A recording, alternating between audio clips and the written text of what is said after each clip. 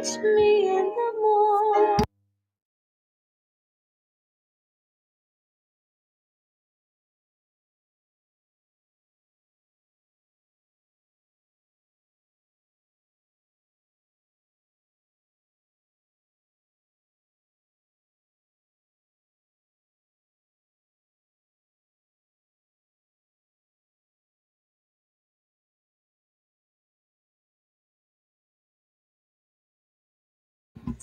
Welcome to the Jamaican Diaspora live online with your host, Dervan Malcolm.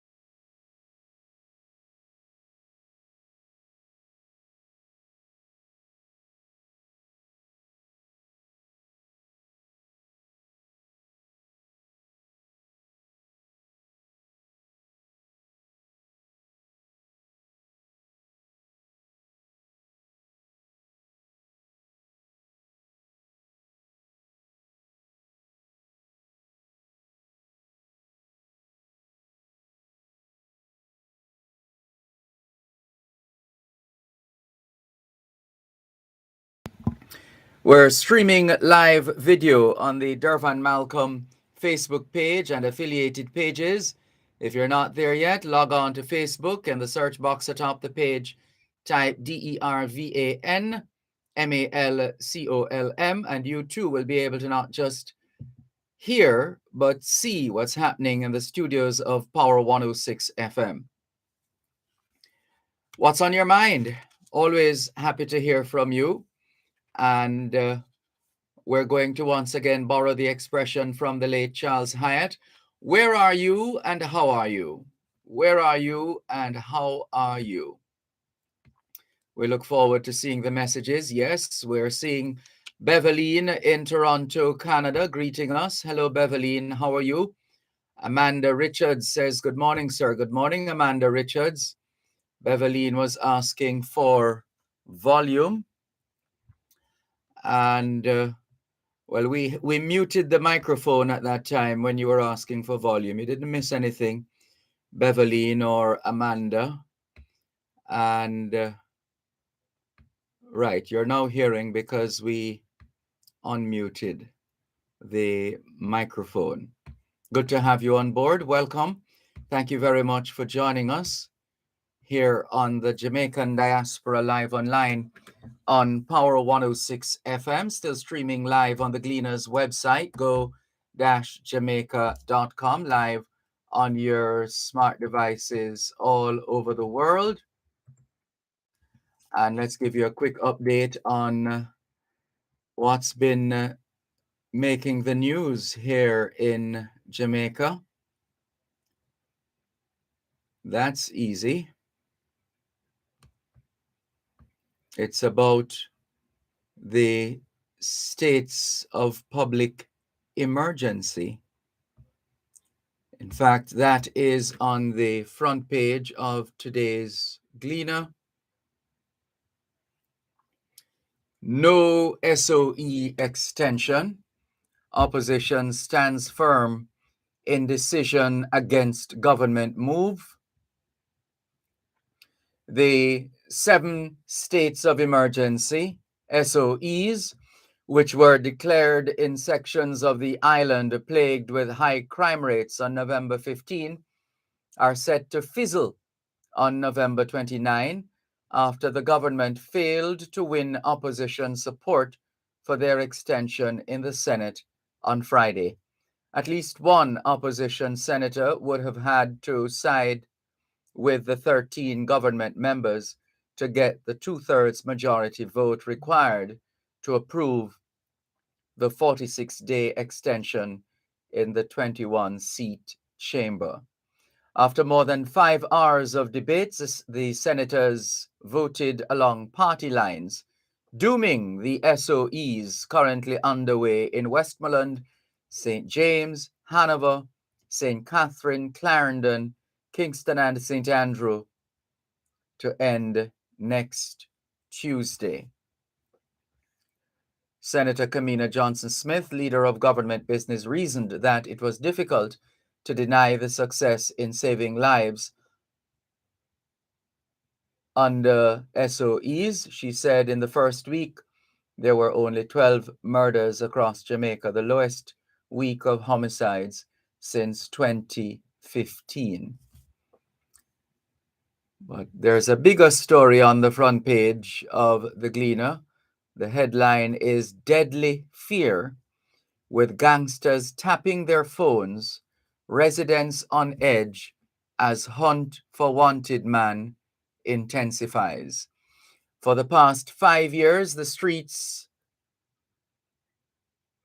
leaving,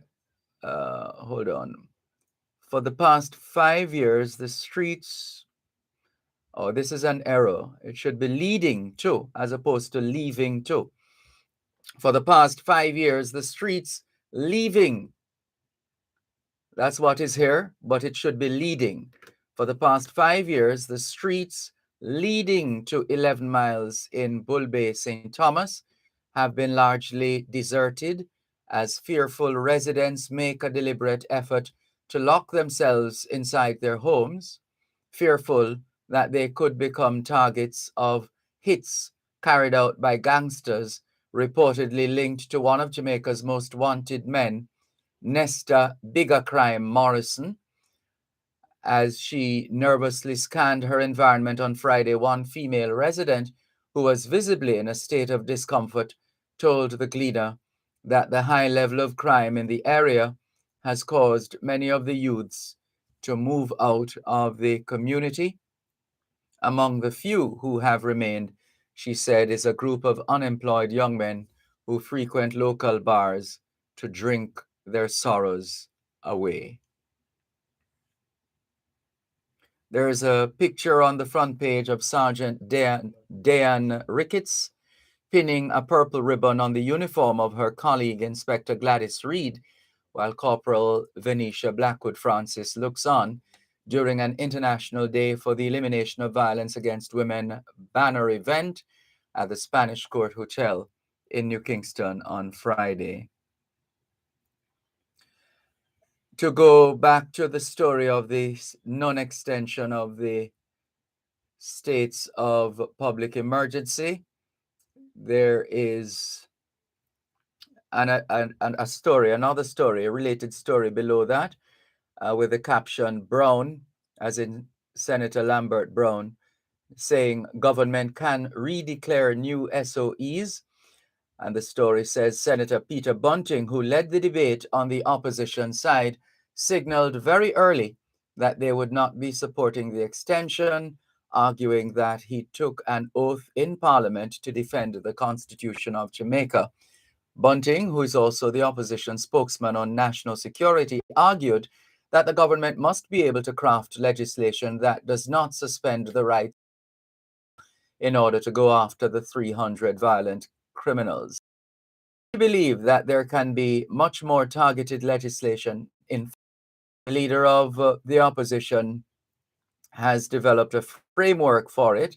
He has discussed it with the Commissioner of Police and the Minister of National Security, and I believe he will shortly make it public because we are about solutions and we're about saving lives, he says or said. Bunting and the 6 opposition senators rose to their feet as he repeated a plural version of his sworn oath as a senator to close his contribution. Also making the front page, Crawford accuses government of trying to score from World Cup lull in murders. Johnson Smith labels claim an urban myth. Opposition Senator Damian Crawford has accused Prime Minister Andrew Holness of timing the recent declaration of states of emergency, SOEs, to coincide with the staging of the 2022 FIFA World Cup in Qatar to benefit from an anticipated reduction in murders during the month-long tournament. Is this in fact so? Has there been some kind of research or study or survey to say that whenever there's any global sporting event, in particular World Cup football, that the murder rate goes down? Is that a fact or a myth? We perhaps need to look into that one. Also in the Gleaner today, one concern weighs on vendors as Stony Hill Market reopens. Although vendors are elated that the multi-million-dollar renovation at the Stony Hill Market in St. Andrew has been completed and the facility is again open for business, they still have one major plea. That is, for persons who are not willing to sell year-round to not get a stall, which would then be closed for months, while others willing to occupy it are forced to stay out on the streets. There's a picture of Desmond McKenzie, the Minister of Local Government and Rural Development, with a huge pair of scissors to cut the ribbon with Kingston Mayor Delroy Williams, whose scissors appears to be bigger. His pair of scissors appears to be bigger than that of Desmond McKenzie's. So those big scissors for the cutting of the ribbon for the newly renovated Stony Hill Market. There's also a picture of Reverend Khan Honeygan of the St. Jude's Anglican Church in Stony Hill, St. Andrew, blessing the Stony Hill Market during the official reopening ceremony. Also in the news, a picture of Prime Minister Andrew Holness joining other officials in breaking ground for the construction of 18, I think these are the coordinates for Jamaica on the map, 18 degrees north, 77 degrees west. So it's the development is called 18 degrees north, 77 degrees west, Unico Montego Bay Hotel in Lilliput, St. James on Friday. So that was the groundbreaking ceremony for that new hotel, the 1877, as in 18 degrees north, 77 degrees west, Unico Montego Bay Hotel in Lilliput, St. James on Friday. Others taking part in the exercise from Montego Bay Mayor Leroy Williams, Raphael Chapur, President of AIC Group, Deputy Prime Minister Dr. Horace Chang, Rodrigo Chapur, Vice President of Development at RCD Hotels, Tourism Minister Edmund Bartlett, Audrey Sewell, the Permanent Secretary in the Office of the Prime Minister, and Homer Davis, Minister of State in the Office of the Prime Minister. And the accompanying story is Wholeness Lords Hotel Group's plan to build houses for resort workers. Also, we're not trying to remove anybody. Shaw says People's Arcade vendors will not be evicted, but they must contribute. One moment, please. You're listening to Power 106 FM. The time is now 6:15 in the morning here at Broadcast House 32 Lyndhurst Road, Kingston 5, St. Andrew, Jamaica, which means it's 11:15 a.m. in London, England. Monkeypox is in Jamaica. If you're experiencing fever, intense headache, muscle aches, and/or rash on the skin, you must isolate immediately and call ahead to your health center or doctor before visiting. All members of the public should wear a mask, frequently wash hands, and practice physical distancing. A message from the Ministry of Health and Wellness. The Issa Manning Cup schoolboy football competition is in full swing, and Power Play will bring you live reports and updates on the football matches. Listen to every Tuesday at 7:15 p.m. right here on Power 106 FM. Live reports will be brought to you by Chada Distributors Limited, KFC, and Alice Duane and Company Limited. The RJR Gleaner Communications Group, in association with Multilink, celebrates their 5th annual Black Friday Frenzy Weekend from November 24 to 27. An all-island sale this weekend, up to 70% off at selected locations.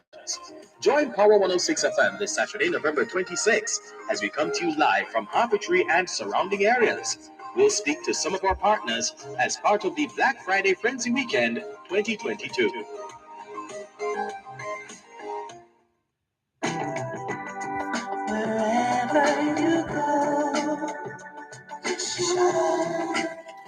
Thanks a lot for staying with us here on the Jamaican Diaspora Live Online on Power 106 FM. I'm Dervan Malcolm. Let's look at some of the other stories making the Gleaner today. Chuck, JFJ should make itself available to SOE detainees. Justice Minister Delroy Chuck has challenged Jamaicans for Justice, JFJ, to exercise its mandate of upholding the rights of citizens under the states of emergency across the island after the Human Rights Lobby raised concerns about the regulations. And there's a picture of the Justice Minister and the Custos of St. James, Bishop Conrad Pitkin. There's a picture of protesters raising awareness in the fight against female victimization during a Jamaica AIDS Support for Life-led silent protest to mark International Day for the Elimination of Violence Against Women in Halfway Tree, St. Andrew. Reputed gangsters get life for kidnapping, murder of businessman, driver. An alleged member of the Bobo gang who kidnapped and murdered a businessman as well as his deliveryman in Westmoreland more than a decade ago was yesterday sentenced to 25 years in prison. 32-year-old Dwayne Drummond, who also got 2 life sentences for the murders, is said to have killed the businessman after his father requested to speak with him before paying over a $200,000 ransom. The Good Heart section of the Gleaner features Mayberry Investments team members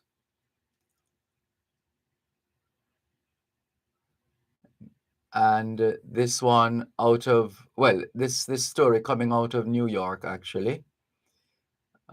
US 417,000 raised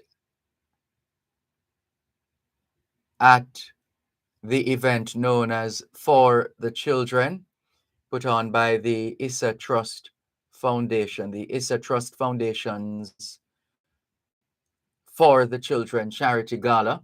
They originally set out to raise $200,000 US dollars. They have raised $417,000 US dollars. Congratulations to them. And I believe this is the construction of the Mary Issa Health Center. And a couple of pictures, one of them of Oriente Issa, wife of Issa Trust Foundation's chairman, Paul Issa, having a conversation with Third World's lead singer, A.J. Brown.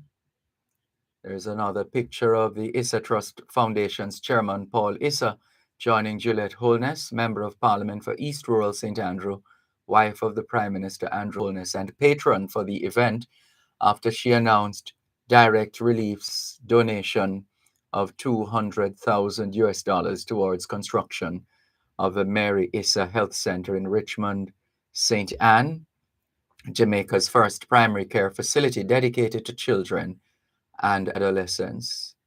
More pictures of Stephen Catcore of Third World and Paul Issa, chairman of the Issa Trust Foundation. Kimberly and Christopher Issa also pictured. Jamaican exec ranked among the 10 most influential Black Britons. Paulette Simpson, the United Kingdom-based JN Group executive, has been ranked among Britain's top 10 most influential people of African or Caribbean heritage. She was ranked at number 8 on the Power List 2023, published by Powerful Media, which annually names the 100 most influential Black Britons and celebrates the achievements of the most influential people of African, African Caribbean, and African American heritage in the United Kingdom.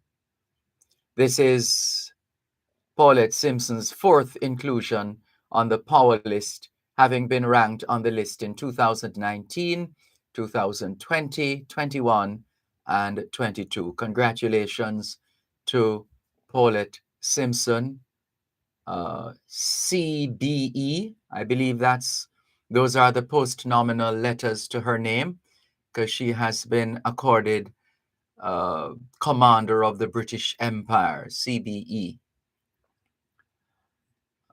Black Creatives in Toronto welcome initiative for affordable housing. That's another story coming out of the diaspora. And Caribbean Medical Mission marks 25 years of helping the needy. The New Jersey-based Caribbean Medical Mission, CMM, marked its 25th anniversary with a fundraising gala that honored its founding members, even as it received commendation for its sustained contribution to communities in Jamaica and other areas across the region. Dr. Winston Scott is the president of that organization.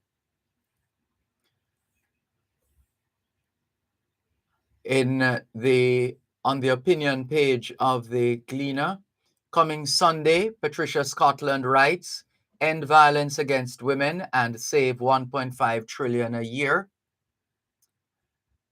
The letter of the day, involve communities to deal with crime problem. The cartoon, the image of Santa Claus seated and a little boy seated in Santa Claus's lap. And there's a little girl there as well. She is standing right by where Santa Claus is sitting. And arriving on the scene is supposedly the Minister of Finance and the Public Service, Dr. Nigel Clark, with a bag over his shoulder labeled Xmas Civil Servants' New Salaries. So Santa Claus is supposedly saying, oh, or maybe it was an attempt at, oh, ho, ho. And the little boy is supposedly saying, hey, this guy's fake, as in the Santa Claus the little boy is saying that the real Santa Claus is fake, as in the Santa Claus dressed up in the traditional way. And the little girl is supposedly saying, as she runs towards the person labeled Nigel, saying, "Here comes the real Santa." Mandatory sentence not unreasonable is a letter to the editor. And the Gleaner's editorial, "A Home for Christmas." And this seems to be focused on the children. The Child Protection and Family Services Agency, CPFSA, in their campaign for us to take a child home for Christmas.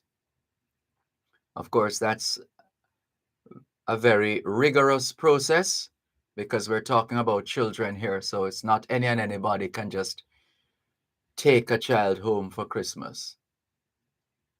A brewing nuclear catastrophe is another letter to the editor. The column today by Ronald Sanders, "Small Island States Must Defend Themselves." Tony Dale writes about Jack in the Box and breaches. Golding, concerned about public access to beaches, seeks to help Miami Bay residents get outstanding titles. And the Golding referred to here is the opposition leader, Mark Golding. Sentencing further delayed for senior convicted of land fraud is another story. And front page reprints, the Gleaner's Library Service is promoting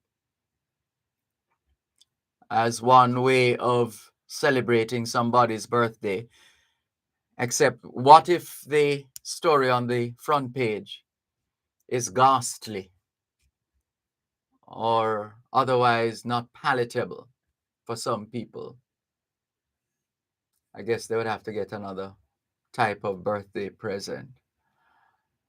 The international stories are in today's Gleaner as well. 10 killed in apartment fire. That's in China.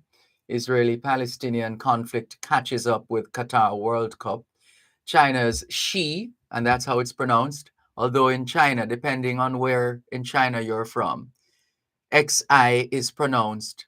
And by the way, those characters are not, those letters are not recognized in Chinese. They have characters, but they use the letters of the English alphabet to produce Chinese sounds. So XI is she, but depending on where in China you're from, you're either going to say she or C. She or C. She or C. China's Xi pledges support for Cuba on core interests. Lots of classified ads. 600 public servants honored for long service is another of the stories. The Gleaner is promoting its Christmas cookbook. The sports section, let's see what's happening there. Vox Pop. Could this World Cup settle the GOAT debate? GOAT, the acronym or acrostic for greatest of all time. I don't know why we detain ourselves with such debates, but so it is. Manning Cup final preview highlights Champions Cup semis. US earn respect at World Cup. CONCACAF team holds mighty England to 0-0 draw. And other stories, Messi, Argentina feeling the pressure. France 4, Croatia 2. And Glenmuir Rossi's Edwin Allen Yorkcastle in Ben Francis semis. France counting on Rabiot to play starring World Cup role. That name is spelled R-A-B-I-O-T, but the T is silent because it's French. Rabiot. And West Indies face challenging run chase. West Indies still around, still playing cricket, really. Wesley Powell track meet to welcome back full crowd support. And there's a picture of Coach Riley. Gordon knocking on door of regional selectors. Shows over already for host Qatar's World Cup team. And some entertainment there. And lots of, well, the government of the public procurement pages are plenty. That's what's in the Gleaner today. You're listening to Power 106 FM. The time is now 6:30 in the morning here at Broadcast House 32 Lyndhurst Road, Kingston 5, St. Andrew, Jamaica, which means it is 3:30 a.m. in Los Angeles, California. Miss Betty, early blight, take over my tomato. I'm going to full of powder mildew. What me I going to do? Clear away. Oh, you are telling me to clear away. What do you think me and your friend? No, Mas Kelso. May I tell you to use Clear from Newport First and Jamaica. It is a contact and systemic fungicide with protective and curative actions against a wide range of fungal diseases such as anthracnose and early blight in tomato, purple blotch in onion, late blight in potato, leaf spot in peanut, powdery mildew in pepper, and much more. Thanks, Miss Betty. You're really my friend. You're coming Newport First and Rep right now. Yeah, forget that name there. Clearway. Clearway. Farmers, get your supply today. Another premium product from Newport First and Jamaica Limited. The Arja Gleaner Communications Group, in association with Multilink, celebrates their 5th annual Black Friday Frenzy Weekend from November 24 to 27. An all-island sale this weekend, up to 70% off at selected locations. Join Power 106 FM. Of the population saving people do not participate in a formal pension plan, such as contract workers and the self-employed, and some are not eligible for a government pension. Every member of the workforce has the opportunity to participate in a pension plan and secure a monthly income for their retirement. Join Real Business every Monday at 9:30 a.m. for an informative discussion with Peter Rose Hall, Managing Director of BPM Financial, discussing the importance of retirement planning and solutions to move Jamaica out of this crisis. Retirement wealth creation is brought to you by BPM Financial Limited, taking you higher. Wherever you go, shine. In tribute to Jamaicans in the diaspora, wherever you go, you shine. You make us proud. Despite our challenges at home, you never give up on us. Our sincere thanks. Wherever you go.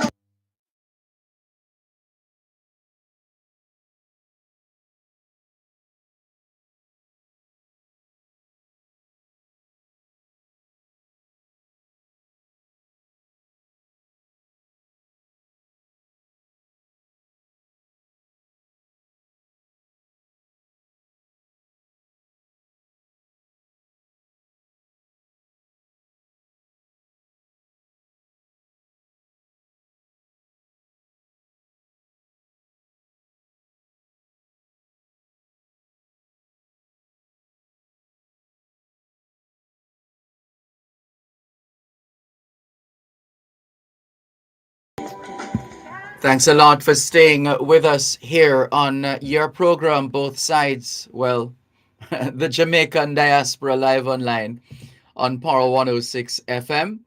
And indeed, it involves both sides, Jamaicans at home and abroad. Good morning to Amanda Richards. She says she's listening from Maypen, Clarendon. Welcome, Amanda Richards from Maypen in Clarendon. Good to have you on board the Jamaican Diaspora live online here on Power 106 FM. Doreen Johnston says, good morning, sir. Have a blessed day. Same to you, Doreen Johnson. Thank you very much. Beverleen in Toronto, Canada says, government needs working together to, she has curve here. It's not curve you want, Beverleen. You want curb, C-U-R-B, to curb crime out there. It's sad. And the other The other reading is accidents slowed down. Something is not right there, Beverly. Check that message, please.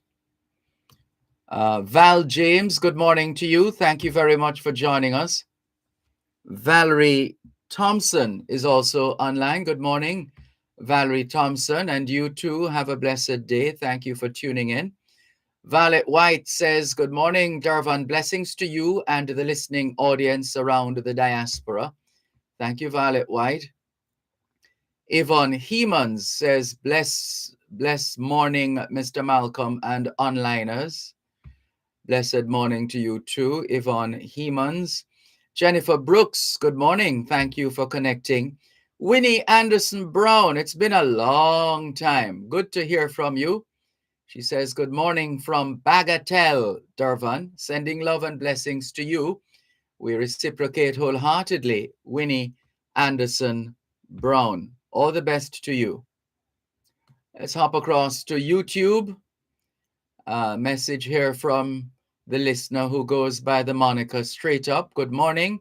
And yes, it has been researched and there has been found to be a correlation. What's the source of the research, Straight Up? So we can check it out for ourselves. Sean Chambers says, good morning, Uncle Dervan, Malcolm, also to the Power 106 FM family, and take care. And you take care too, Sean. Straight Up says, even the most vicious killers wave their flags and watch World Cup football. The lull is also noticeable during the Olympics. And Straight Up goes on to say, maybe they planned their SOEs for a time when the criminals would be distracted and would be in places watching football where they could easily be found. That sounds plausible. That's a possibility as well. Asha Ash says, hi, good morning, Mr. Dervan from London, England. Welcome, Asha Ash from London, England. Good to have you on board. Beverly in Toronto, Canada says, what happened? I am still sleeping. Can't see clearly. All right. Well, we hope you'll be wide awake sooner than later. Beverly, thank you very much for your message. Keep those messages coming in. 876-922-4112-5. Keep them coming in on Facebook Live as well, on the Dervan Malcolm Facebook page. We're also live on YouTube. So you have quite a few options, and you can send your messages via our text line, same as the WhatsApp number, 876-365-3346, 876-365-3346. Here's Ren Mendez in Canada. He says, good morning, Sir D. I'm tuned into the program. When I listened to you quoting the minister stating that there was only 12 murders in the period that she was highlighting, you can see that Jamaica has become immune to the level in which Jamaicans are being slaughtered by their fellow men. Be it at the hands of the guns or being slaughtered on the roads of Jamaicans. One day, I would love to return to the land of my birth, but your update on what's happening in the news is very discouraging. P.S. Why do the so-called journalists continue to interview?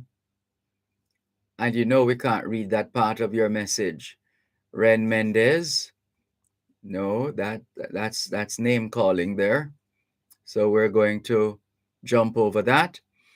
And the rest of the message, how is it that someone who put himself up for election and was rejected by the people is able to be on the public stage having so much chat and at every stage trying to railroad every effort in trying to reduce the deplorable conditions in Jamaica? Thank you very much, Ren Mendez, for your message. Of course, our people continue to enjoy freedom of expression, freedom and freedom comes to an end where someone else's freedom starts. So people are free to express themselves, whether they have been elected or not. But clearly, you would have reason to write what you have written and to turn attention or attempt, well, to turn attention to a particular individual. Lloyd Berry, aka King Lloyd, says, "Good morning, Mr. Dervan. Good morning to Jamaica and the Jamaicans. Just saying it's all oneness." Let's go to our first guest on today's edition of your program, the Jamaican Diaspora Live Online, here on Power 106 FM, still streaming live on the Gleaners website, go-jamaica.com, live on your smart devices all over the world. And let's say hello and welcome to Rudy Page, CEO of Making Connections Work. Welcome, Rudy Page. How are you?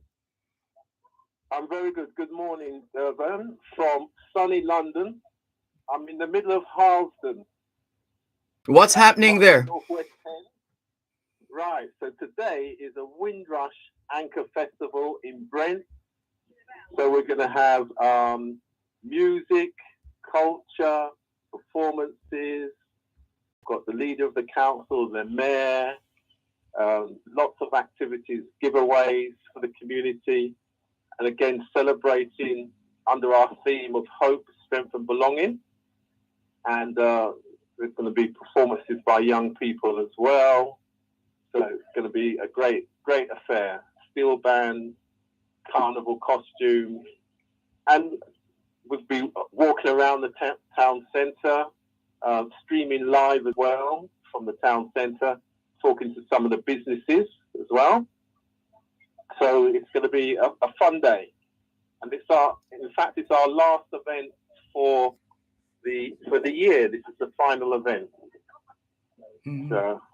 so we're looking forward to it. So, can you give us you have to be our reporter on the ground right now. Give us a little more on the setting, the characteristics of the particular city or area, the activities taking place, etc.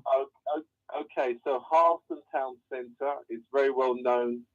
A lot of the Caribbean community settled in this area in Brent. So in the borough of Brent, London Borough of Brent, so West London. And we're right in the town centre. It's starting to get busy. You know, Saturday morning, people start, coming out. There's a bus just passing me. And we've got people handing out information and getting people to know that everything starts from midday. We've got people doing their shopping and they're buying their fruit and veg and their yam. There's a big fruit store here. There's a Caribbean takeaway called One Stop. The hairdressing salon is open. Barbershop is open already. The barbershop's full. People seem to have come out early for the barbershop. Yes. And slowly but surely, women with their trolleys, up and down the street here, looking in the shops. We've got the council staff doing some sweeping up and cleaning up, and a few smiling faces. Yes. I think London is always sunny. Let's just say it could be a little bit sunnier today, Dervan. But it's still sunny London. Yes, I'm sure. I think there'll be more smiling faces in a couple of hours' time than I'm looking at now. Well, in a couple of hours, what makes you so confident? Because normally, as you get into the afternoon, it gets a little bit warmer here. I see. Right. Yeah. But what about entertainment? Is that a part of the offerings today? Yes, there will be some entertainment. We've got some singers. So in fact, we've got some singers So local artists today, Yes. and so that's going to be interesting. I haven't got all the names, but we have got somebody coordinating that. Then we've got stands with people giving information and sharing around fashion. Hold on, tell us some more after the break, please. Rudy Page, listeners, is in Harlesden, a district in the London borough of Brent in northwest London, where there's a community celebration, part of the Windrush Anchor Festival. One moment, please. You're listening to Power 106 FM. The time is now 15 minutes to 7 o'clock in the morning here at Broadcast House 32 Lyndhurst Road, Kingston 5, St. Andrew, Jamaica, which means it's a quarter to midday in London. Did you know that the Island Traffic Authority conducts inspections of defective vehicles, structured inspections, government valuations and appraisals, disposals, as well as damage and repairs? Vehicles must be present at the examination depots for inspections to be done. Additionally, the ITA conducts crash reports when the government vehicle is involved in a collision with other motor vehicles. Fees for these services must be paid in person at any tax office or online at jamaicatax.gov.jm. The Island Traffic Authority, an entity for road safety good. The RJR Gleaner Communications Group, in association with Multilink, celebrates their 5th annual Black Friday Frenzy Weekend from November 24 to 27. An all-island sale this weekend, up to 70% off at selected locations. Join Power 106 FM this Saturday, November 26, as we come to you live from Harpetry and surrounding areas. We'll speak to some of our partners as part of the Black Friday Frenzy Weekend 2022.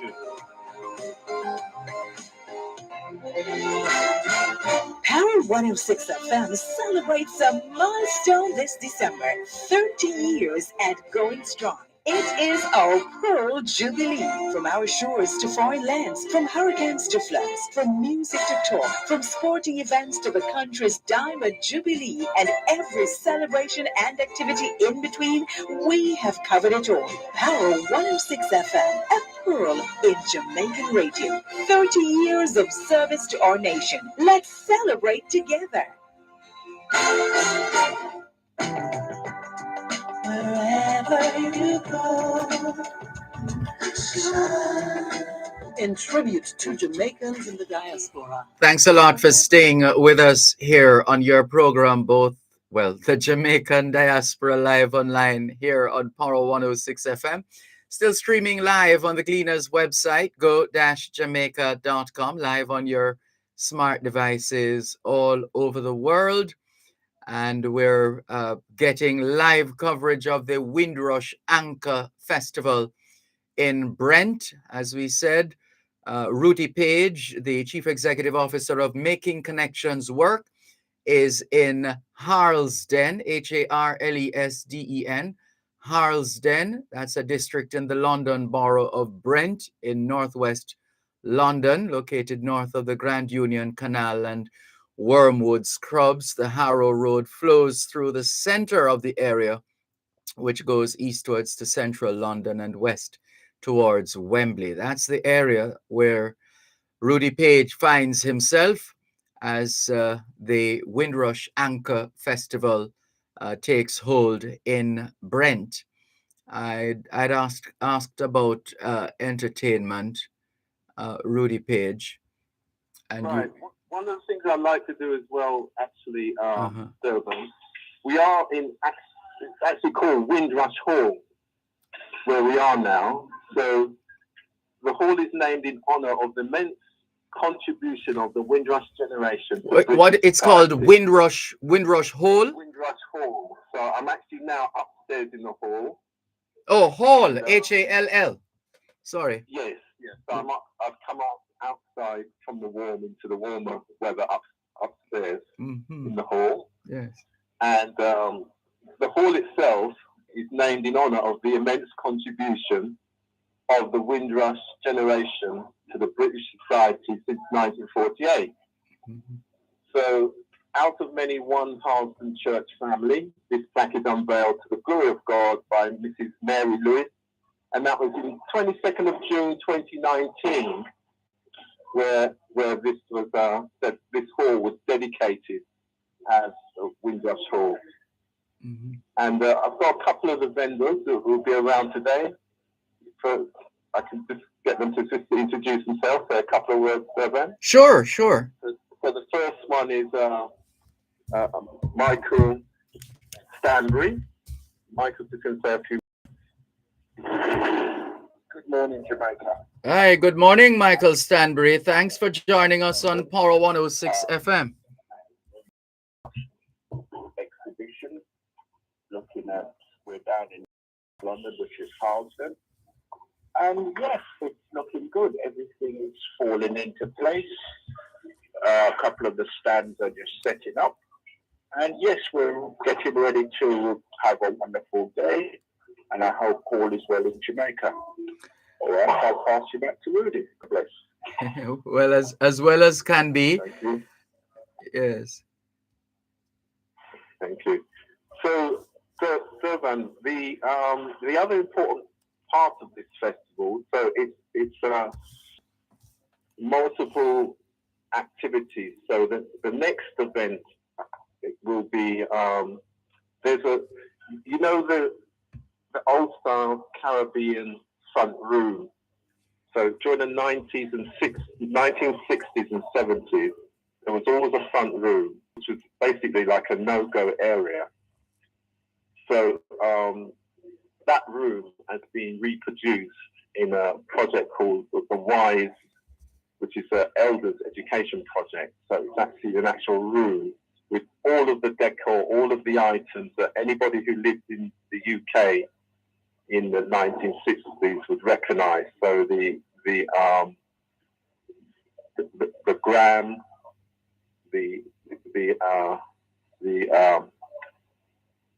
beds. Sorry, not the bedside. Let me explain it better. Mm-hmm. Right. Yeah. So the cabinet where the glasses would be kept, there were always a certain type of cabinet. There was there would be the record player gram, primarily with records from Jim Reeves and Otis Redding, and the carpet was a certain type of design. There would be a paraffin lamp. In those days, of course, no central heating. So the next activity, and it's actually used as a well-being room as well, because sometimes it helps people in terms of taking them back in terms of their memories as well, and it's becoming a much more sought after way of the community remembering some of the activities from the past, and it's generational as well. So it will be known as the Windrush Legacy Room for the next few days. That the mayor will be visiting to rename that as a Windrush Legacy Room. So all these activities that we're doing this year is really as part of the preparation and build up for next year, Mm-hmm. which is of course Windrush 75. Yes. So when is the, after today's event, when is the next one? When and where is the next one? Right. So the final activity in terms of just showing people the Windrush Room will be next Tuesday at 2 p.m. and that's at the WISE project, Ulrich Avenue in Harlesden, NW10. So those people who live locally will know that. And that's just, again, to open up the room to the community, to remind them of that memory of how things used to be. And it's not a new project. It's something that it actually, in fact, opened 20 years ago. 20 years ago. So what we're just doing, we're revival. So it's almost a revival of something that was important to the Caribbean culture all those years ago. And so again, we're bringing it back as part of the remembrance of where the community's coming from. Mm-hmm. And then after that, then that's it. we would have finished our activities for the year, and then we start again January next year. Are you aware of a committee for the overall 75th anniversary of Windrush outside of the events involved with so far? Yeah, so we're linked into. There's a big group in with Patrick Vernon and that group. So yes, we're part of that. I'm on the steering group for that one. Okay. So that's linked in with an organisation called British Future, and that's part of they're involved in supporting the big anchor project that Patrick's leading on to recover the anchor itself from the bottom of the Mediterranean Sea, which is Patrick's main project. But yeah, so we are part of that. And then also what we've done with our anchor festival, we've also shared it with our colleagues in Birmingham and in Manchester. So Manchester, so all of the cities in the north of the country, so Manchester, Leeds, Sheffield, Huddersfield, all those communities that are strong Caribbean tradition, they will actually have their own anchor. So another anchor will be produced, because these anchors are made from cardboard, and so they will have their own ones up there. So all the activities will be linked across the country. Oh, very good, because that coordination is key, so that it's not Absolutely. splintered. It's Yeah. So we get the impact. Mm-hmm. Yeah. Very good. So how much Yeah. more time do you foresee the today's activities going on for? So this will go on till about another 4 or 5 hours, 4 hours or so. So we're just getting ready. So I will have to go now anyway to start the live streaming from 12 o'clock. All right. Well, we will release you for the time being. Don't have too much fun now. Thank you very much. Take care. Thanks as usual, Rudy Page. Bye-bye. Cheers. Bye. Bye-bye. That's the Chief Executive Officer of Making Connections Work, Rudy Page, speaking with us here on the Jamaican Diaspora Live Online on Power 106 FM, giving us an insight into some of the activities that have already started, part of Windrush 75, which comes up next year, 75 years since the Windrush left the West Indies for the United Kingdom to help to rebuild or build, or both, the United Kingdom. And so they are in Harlesden today. Harlesden, that district in the London borough of Brent in northwest London.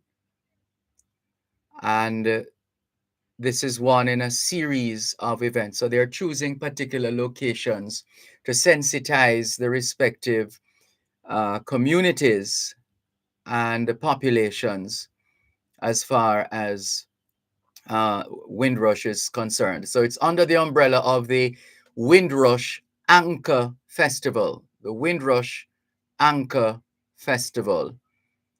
And this leg is the Harlesden leg, Harlesden in the London borough of Brent in northwest London. So that's what that is about. And it got going about midday, and will run, as you heard, for at least another 4 hours or so. It's a community celebration of hope, strength, and belonging, the Windrush Anchor Festival in Harlesden. You can spread the word if you have any connections in Harlesden. You can let them know what's happening. Hello to Gary G, the conceptualizer of the Jamaica International Independence Foreign Song Competition. He says, a very good morning to you and your radio family. Blessings to my brother, Rudy Page, for your great gift of sharing, he says. More in a moment. Power 106 FM. The time is now 7 at Broadcast House 32, Lyndhurst Road, Kingston 5, St. Andrew, Jamaica, which means it's 8 a.m. in Hamilton, Bermuda. J.M. Patel's pre-Christmas massive crazy sale, 20% off all household items in stock, including new merchandise for the upcoming season. For the widest selection of curtains for every room in the house, comforters, spreads, rugs, mats, bathroom sets, small appliances, cushion covers, pillows, and much, much more. Additional discount on selected items. J.M. Patel, 98 Orange Street, downtown Kingston. Telephone 876-948-5105. Maxie's Black Friday sale is here. Shop and save up to 50% off everything in store. Just in time to beat the Christmas rush.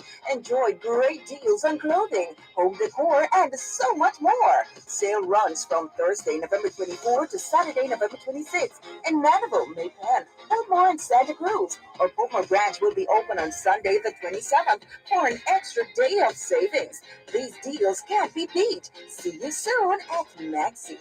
Conditions apply.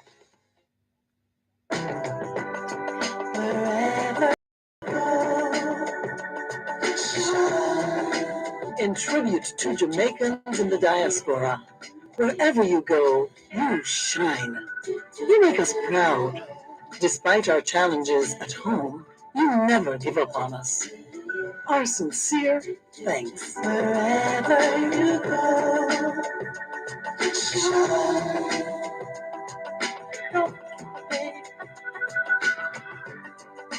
You need to know, shine.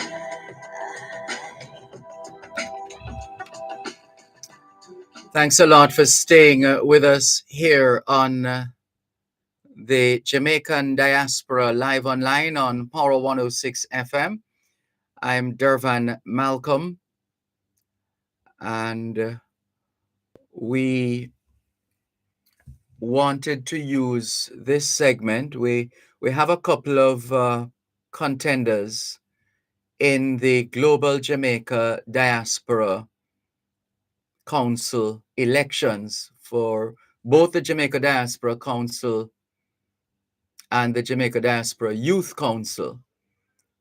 And we were scheduled to recognize or to feature two of those individuals starting in this segment. We haven't been able to get an update on the second of the two candidates. We're still working on that, though. In the meantime, we want to use the opportunity to share a couple of things, a couple of events in the diaspora. There are always a lot of events happening, and sometimes we don't get a chance to share with you that information. And so we want to do that here, in addition to the information related to the Global Jamaica Diaspora Youth Council and Global Jamaica Diaspora elections. So, for example, the Jamaican Women of Florida, very active group in Florida. They're having an event, hosting an event on Saturday, the 10th of December. It's called Run a Boat. Run a Boat. Saturday, December 10, 2 to 8 p.m. Tickets, $10. Kids under 10, free. There'll be a live DJ, kiddies corner, shopping, dominoes, great food, fruits, drinks. It will be held at the Holy Sacrament Episcopal Church. That's 2801 North University Drive in Davie, Florida. And you can visit them at JamaicanWomenOfFlorida.com. JamaicanWomenOfFlorida.com. The proceeds will go towards Melody House. It's what do they call such a facility? A halfway house for survivors of abuse. Survivors of abuse will benefit from the proceeds raised by the Jamaican Women of Florida. That's on the 10th of December. There's another, because this is a busy period when it comes on to events. There is another event on the 10th as well, which was shared with us just yesterday by Joan Edgehill. Well, she had alerted us to the fact that they had an event coming up, but in terms of the details, we have the details now. It's called Out of Many, One People, the Jamaican American Association of Central Florida, presenting their annual Christmas Gala on December 10 from 5:45 p.m. to 11 p.m. Help us to spread joy this season, says the information that we have here, by bringing an unwrapped gift for a man, woman, or child at Harbor House as an extension of our annual Christmas gift drive. So those looking to attend the Jamaican American Association of Central Florida's annual Christmas Gala on December 10 from 5:45 p.m. to 11 p.m. are being encouraged to bring along with them an unwrapped gift for a man, woman, or child at Harbor House as an extension of their annual Christmas gift drive. The Jamaican American Association of Central Florida is a 501c3 organization which means it's a charity, a registered charity, that has been in existence for more than 30 years. The focus is on education, positive engagement for the youth, community service, and emergency assistance, both locally and internationally. And so all are invited to join them at the Church of the Messiah Episcopal, 241 North Main Street in Winter Park, Florida. And that's the 10th of December from 5:45 p.m. to 11 p.m. Dinner will be served at 6:30 p.m. Delicious Jamaican cuisine, we're told. Music, dancing, DJ Gary Chung. MCs Dr. Patricia Smith and Mr. Lionel Williams. Live entertainment from special guests. Ticket donation, $60. Proceeds from this event will benefit their scholarship fund and help to support their outreach projects in Central Florida, as well as Jamaica and other areas of need. If you need more information on tickets for this Jamaican American Association of Central Florida fundraiser, you can call 407-292-3719, 321-439-2130, or 407-486-5001. You can also visit their website, jaaocf.com. jaaocf.com. You can also go to their Facebook page, which uses the same coordinates, jaaocf.com.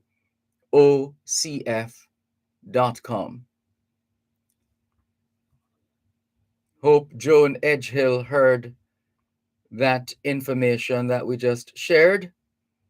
She was instrumental in bringing that to our attention. Now, a couple of reminders with respect to the elections, the Global Jamaica Diaspora Youth Council and the Global Jamaica Diaspora Council elections coming up. A couple of reminders that we've been asked to share, and we're bringing up that information in.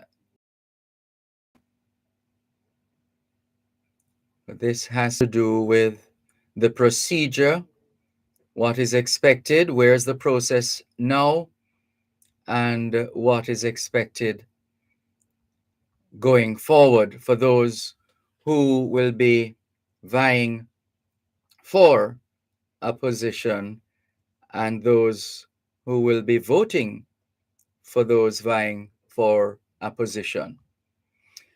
Also, would like to acknowledge the organization Authentic Caribbean Foundation. They're marking a milestone, their 10th anniversary. They're based in Boston, Massachusetts. The Authentic Caribbean Foundation, a Boston-based not-for-profit organization, marks 10 years of service to the Caribbean American diaspora this November, and they have planned a calendar of events to celebrate this milestone.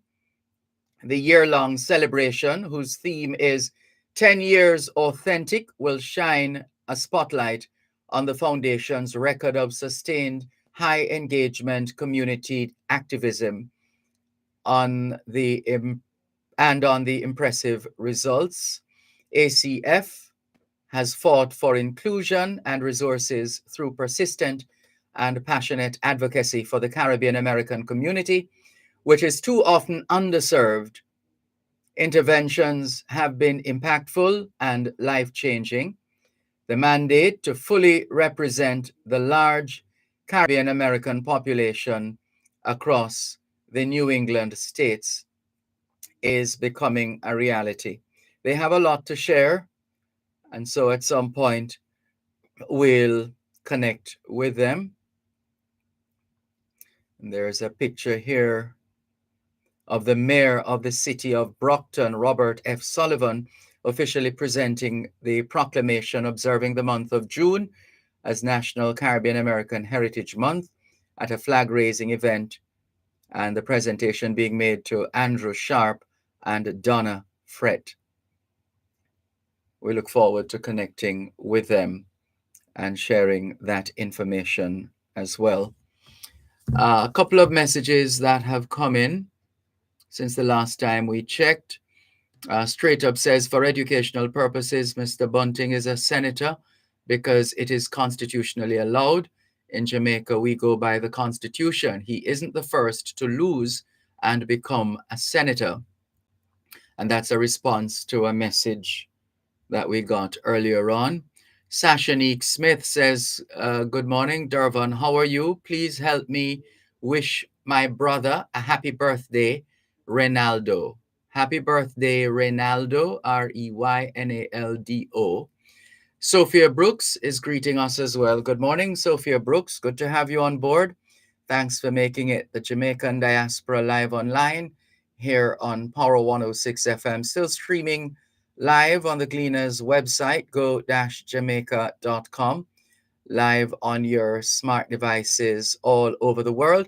Here's a reminder from our friends at Grocery List Wholesale Club. If you missed the feature we did some time ago, now would be a good time of year to check out Grocery List JA. It's the Grocery List Wholesale Club, now open.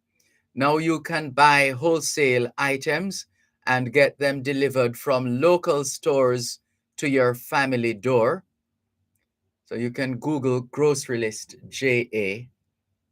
That's another Jamaican brand that is serving the diaspora.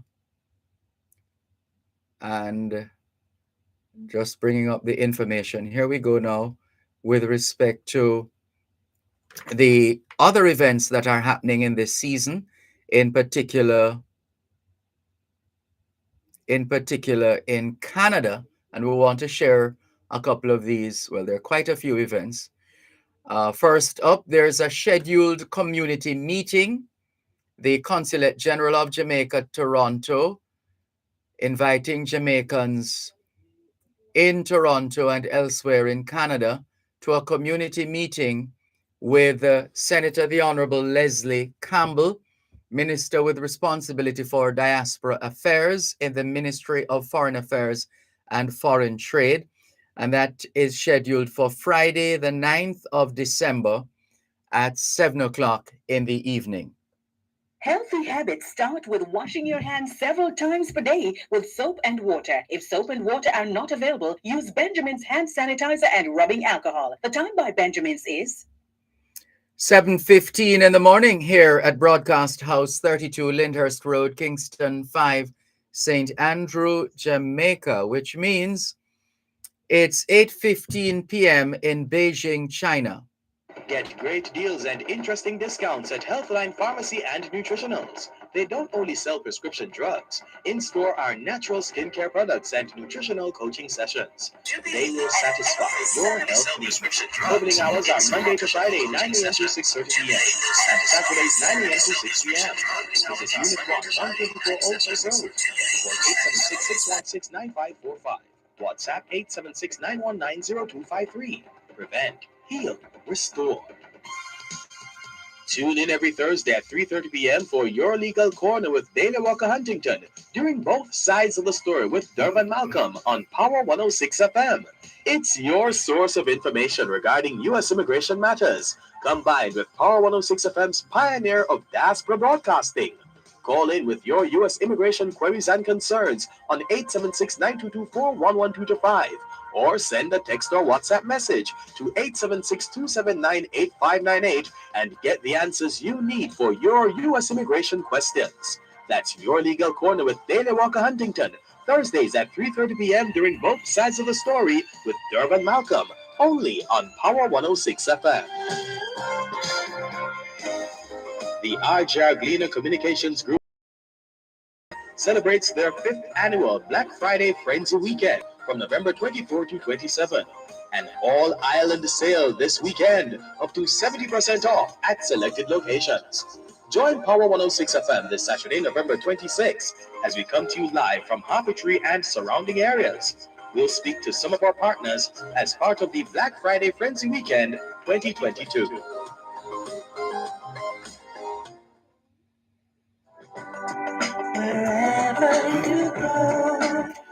Thanks a lot for staying with us here on the Jamaican Diaspora Live Online on Power 106 FM. I'm Dervan Malcolm. Hello to Norman Hines in St. Thomas. Good to have you on board. Thanks for listening.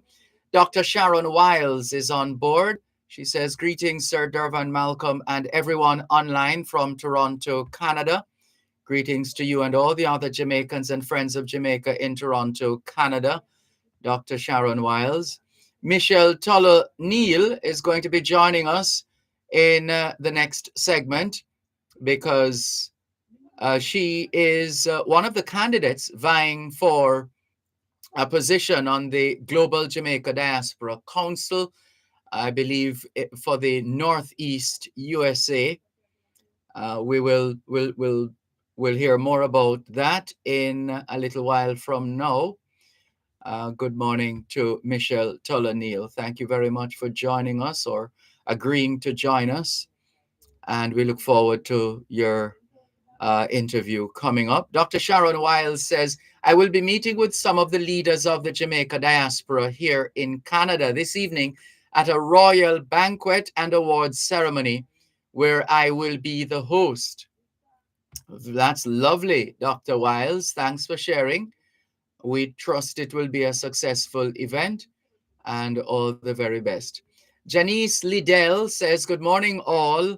Hobbs, Alan Alberga and I are so pleased to still be in Jamaica. Hopefully he will get a call in to or from the program this morning. Dervan, if you're able to call him at a convenient time, please do. And all right, we'll see what adjustment we can make to accommodate Mr. Alan Alberga, Esquire. And she says, also, I would like to remind everyone to check out the greatest Jamaican history and culture online edutainment platform on the planet, www.jamfax.com. That's wacs.com. Register now, learning so much about Jamaica. Dr. Sharon Wiles says everyone needs to register before December 1 in order to vote for the Jamaica Diaspora Council representative for the 13 southern states. And Dr. Sharon Wiles is encouraging listeners to support Dr. Rosemary Adamson Lewis, the current president, who is also a candidate. Keep those messages coming in. Thank you very much here on the Jamaican Diaspora Live on Power 106, Jamaican Diaspora Live. And let's clear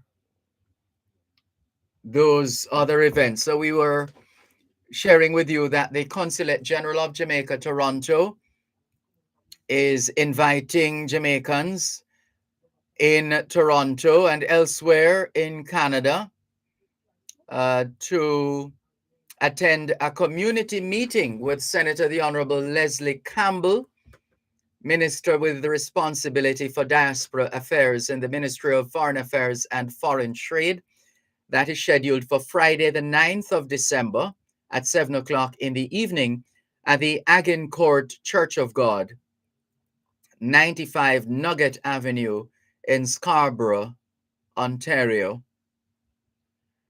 And also the Kiwanis Club of Toronto Caribbean, in collaboration with the Jamaican and Haitian consulates in Toronto, will be hosting Vibathon live on JamX, JAMM-X.com, JAMM-X.com.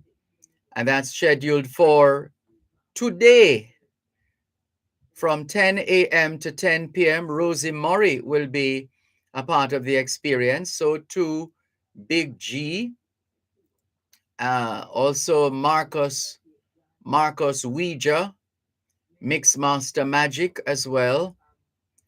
And it's a musical online telethon, a fundraiser to ship medication, clean water, tabs, I think that is that the short for tablets, food and other supplies to Haiti and other projects in Jamaica. We hope it goes well. Kiwanis Toronto Caribbean hosting a campaign for the month of November, culminating on November 29 for Giving Tuesday, and they'll be hosting a Vibathon, an all-day Jamex fundraiser today. It's happening today from 10 this morning until 10 tonight, raising much needed funds to ship medication, clean water, and food supplies to Haiti, as well as to support other Kiwanis charities. The theme is Play It Forward, as we use music to create a vibe while we drum up support for this Caribbean nation in need. So you can check that out. And let's go down the line. Learn Your Rights, Bridging the Gap, Black Workers' Rights and Realities. A safe place to learn about your rights at work, meet advocates and experts in the Black community, and join campaigns to win improvements for all workers. That's Saturday, February 18, 2023. You're getting a lot of notice here. Saturday, February 18, 2023. Also, as we go through these announcements, Celebrate Jamaica 60th and Jamaica 60th and what's this, Bosi? with JN Money. How does an all expense paid vacation sound? Send money transfers from now until December 24, that's Christmas Eve, with JN Money to be automatically entered to win an all expense paid dream vacation to Jamaica valued at 4,000 US dollars. Stop dreaming and start sending now. Visit a location or their website jnmoneyonline.com to send money. 'Tis the season holiday brunch being hosted. Renowned gospel artist Latoya HD hosting 'Tis the season holiday brunch. MC Marcia Iridaughter Brown. It is scheduled for the 4th of December at 3 o'clock in the afternoon at 200 Base Pro Mills. That's 200 Base Pro Mills Drive, Concord, Ontario. And you can go to Eventbrite for more information. 'Tis the season holiday brunch. Tickets, 100 Canadian dollars. And then there is Big Seven Promotion hosting their annual Christmas brunch on December 4. Tickets pre-sold $60, and the pre-sold period ends November 12. So that ended. $70 after that period. So it's now $70 for tickets. The event will take place at the Jamaica Canadian Association. That's 995 Arrow Road. And that will also feature Resolution, Rayzalution, Canada's all-female reggae band. Resolution, spelled Rayzalution. And then there's the Alliance of Jamaican Alumni Associations. They raise money for their respective old schools or alma maters. And this is in Canada. It's a Christmas mingle that the Alliance of Jamaican Alumni Associations is hosting, a Christmas mingle. Doors open at 7 in the evening. Tickets, $40. And this is Friday, the 9th of December, featuring music by DJ Bobby from Soul to Soul. The meal is included in the ticket price of $40, 40 Canadian dollars. And it will be at the Jamaican Canadian Association, 995 Arrow Road in Toronto, Ontario, Canada. And you can visit their website, ajaacanada.com, ajaacanada.com. And there are a couple of numbers as well, 647-203-1808. That's 647-203-1808. 905-450-9987. That's 905-450-9987. Or 647-444-4879. 647-444-4879. Then there's the Caribbean Canadian Seniors in collaboration with the Community to Assist Buxton Friendship, Niagara Falls View Casino Festival of Lights bus trip. And this is scheduled for Saturday, the 10th of December, departing at 11 in the morning from YMCA Scarborough Town Center. And that's one departure point. There is also, or it will be moving from the YMCA Scarborough Town Center at 11, and then at 11:30 at the Jamaican Canadian Association at 995 Arrow Road in North York. And cost $45, cashback $35, and that's Saturday the 10th of December. The Jamaican Canadian Association itself will be hosting a family holiday festival featuring Santa Claus, vendors, games and prizes, DJ and singing, health and wellness center, and this will be at the Jamaican Canadian Association as well. So a lot of events. We haven't been able to cover all of them at this point. Let's see if we have any time later on. But we're going to the break right now. And after the break, we're going to be speaking with Michelle Tuller Neal, a candidate for one of the positions in the Global Jamaica Diaspora Council elections. You're listening to Power 106 FM. Now, 7:30 in the morning here at Broadcast House 35 St. Andrew, Jamaica, which means it's a.m. in Anchorage, Alaska.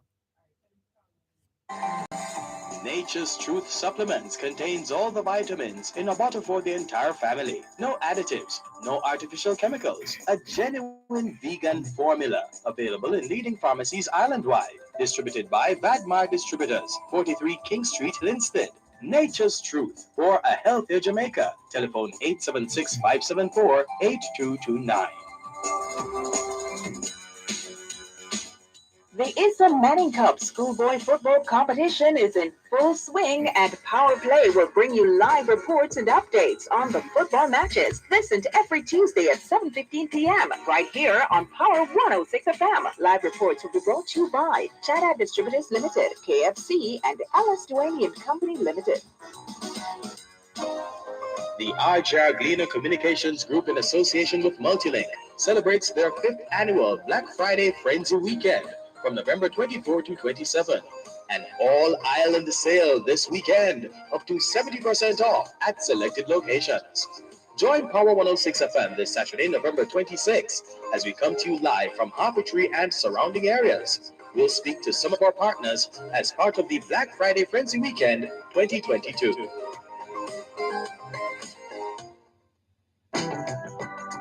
Wherever you go,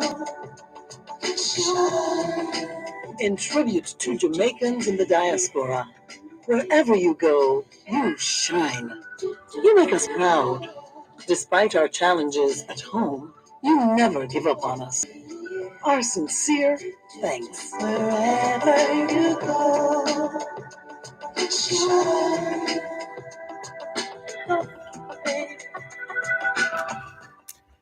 Thanks a lot for staying with us here on the Jamaican Diaspora live online on Power 106 FM. I'm Dervan Malcolm. And as we've been telling you, the Global Jamaica Diaspora Council and the Global Jamaica Diaspora Youth Council are holding elections, and we are about to feature another of the candidates. We have featured a few of the candidates already, and in this segment we want to feature yet another contender for the position of Global Jamaica Diaspora Council representative, I believe, for the Northeast. But first, let's get some introduction going here. So our candidate feature today will be introducing you to Michelle Tuller Neal. She began her career in 2003 as a victim witness coordinator in the juvenile court unit of the Philadelphia District Attorney's Office. As part of her current duties, she manages thousands of cases which involve assaults, burglaries, robberies, motor vehicle thefts, domestic violence, and sexual assault. In her 19 years with the office, Ms. Neal has also provided supervision and training to interns and victim witness coordinators. In addition, she has provided training to prosecutors on the operation of the juvenile justice system, explaining the progression of a case, key personnel involved in each stage of a case, and an overview of the duties of the victim witness coordinators assigned to the Juvenile Court Unit. Since 2011, Ms. Neal has also served as secretary for the 24th Police District's Youth Aid Panel. This program provides first-time juvenile offenders with an opportunity to appear before a panel of community volunteers as opposed to a juvenile court judge. She also trains prospective panelists to sit on one of the 31 youth aid panels currently operating throughout Philadelphia. In 2012, Ms. Neal accepted an opportunity that allows her to further serve the Philadelphia community, not just as an advocate, but also as an educator. In addition to her duties at the Philadelphia District Attorney's Office, she's currently an adjunct instructor of juvenile justice and delinquency at Harcum College. In 2012, Ms. Neal was re-elected to serve as co-chair for the Philadelphia Coalition for Victims Advocacy, PCVA, a position she previously held from September 2009 to July 2011. PCVA is a membership-based organization that consists of individuals from various victim assistance agencies throughout Philadelphia. The goal of PCVA is to provide advocacy, compassion, and assistance to victims and witnesses in the city of Philadelphia. Ms. Neal also served as the co-chair for the 37th Annual National Organization for Victim Assistance, NOVA Conference, which was held in Philadelphia, Pennsylvania in 2011. Since 2012, she has been an instructor for NOVA's Victim Assistance Academy, NVAA. In 2011, Ms. Neal received the 2011 Excellence in Victim Services Award from the Honorable R. Seth Williams, District Attorney of Philadelphia. In 2013, she received the 2013 Volunteer Award from Team Jamaica Bickle, Philadelphia. In 2016, Ms. Neal received the 2016 Auxilian of the Year Award from Abington Hospital Women's Board. On April 11, 2022, she was awarded by her alma mater, Holy Childhood High School basketball and track teams for her ongoing support of sports. In 2016, Governor Tom Wolf of Pennsylvania appointed Ms. Neal as a member of the Pennsylvania Commission on Crime and Delinquency, Juvenile Justice, and Delinquency Prevention Committee. In 2014, Ms. Neal was elected to serve as vice chair for Helen O. Dickens Auxiliary. The mission of this auxiliary is to meet the healthcare needs of the community by raising funds, furthering public relations, and providing funding for nursing scholarships to the students at the Dixon School of Nursing. Ms. Neal is also a committee member with the following organizations: Team Jamaica Bickle, Philadelphia. She's co-chair. Department of Defense Sexual Assault Advocate Certification Program, DSAACP Review Committee. Mayor's Commission on African and Caribbean Immigrant Affairs. Disproportionate Minority Contact Subcommittee. Abington Hospital Women's Board, Upper Holmesburg Civic Board, Enon Tabernacle Baptist Church Trustee Board. Ms. Neal holds a Bachelor of Arts in Criminal Justice from Temple University and a Master of Theological Studies from Palmer Theological Seminary. And with all that she has done and she is doing and all that she has been recognized for, here she goes again, because she's vying for the position of Global Jamaica Diaspora Council Representative for the Northeast USA. Michelle Tuller-Neal, good morning. How are you? Good morning, Ambassador Dervan. How are you? I'm doing well, thanks. Thank you very much for joining us. You're very kind with the designation of ambassador, but thank you nonetheless. We need to speak these things into existence in order for it to take place. So I'm speaking into it. All right, we'll accept. So then, let's start where we love to start. You know, listeners to this program and others love to identify with progressive, outstanding, talented, illustrious people like you. So we want to make sure that they have somebody else to boast about. And so we want to start by asking, where in Jamaica are you from? With where in Jamaica do you identify? Well, identify with Mona Heights in Jamaica. Actually, I started out in Dwayne Park, where I went to Dwayne Park Primary School, and then from there I got a scholarship that sent me to Holy Child High School. And then my family moved to Mona Heights, and then from Mona Heights I migrated to the U.S. And were you were still in school, right? When you migrated? No, when I Or you would have no, no? Oh. I finished school at Holy Child, Mhm. and then my first job was actually at Motor Owners Mutual, which then turned into ICWI. Oh, Mm-hmm. I see. And so it was so when you left that position, the US, is that it? Yes, that is correct. From ICWI migrated to the US. That is correct. Mhm. And where did you go? Did you go straight to Philadelphia? No, I went to New York, and I started out.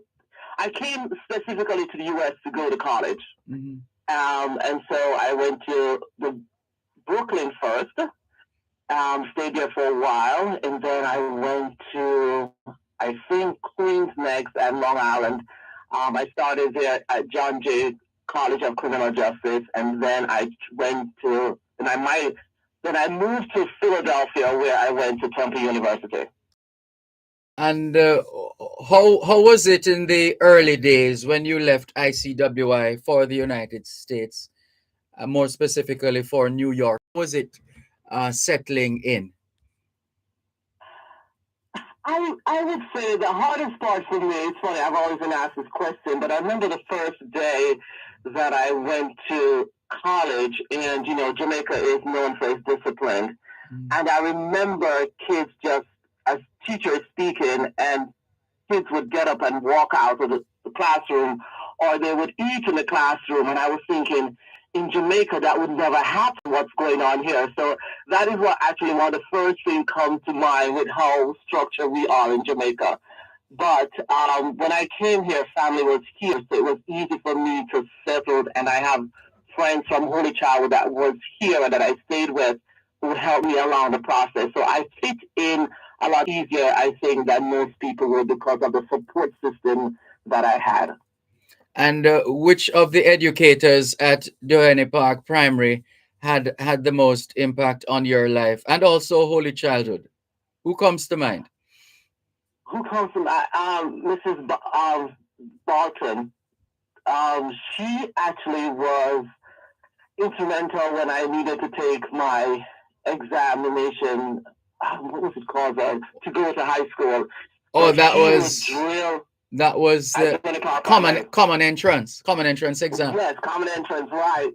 And I remember going to her house on Saturdays, and we've been drilled with the questions and what we need to do. So she was the most important person for me from Dervan Park Primary into high school. And then at Holy Child is just the structure of what the college, or what Holy Child offered to me as a young lady. And so Sister Stephanie was the first person that comes to mind, and just making us become the woman that I am today. She was very instrumental in that. Law and order did exist, but education was first and foremost. Right. And let's talk now about the the that which uh, inspires you, or that which gets you involved in so many community oriented public service efforts. What is it about this kind of involvement that gets your attention and keeps your attention?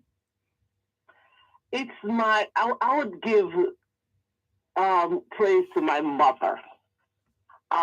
Service is what we do, volunteer is what we do. And so giving back is what makes me the happiest. I'm happiest when I am giving. And, you can't outgive God Himself. So it's just so easy to give back.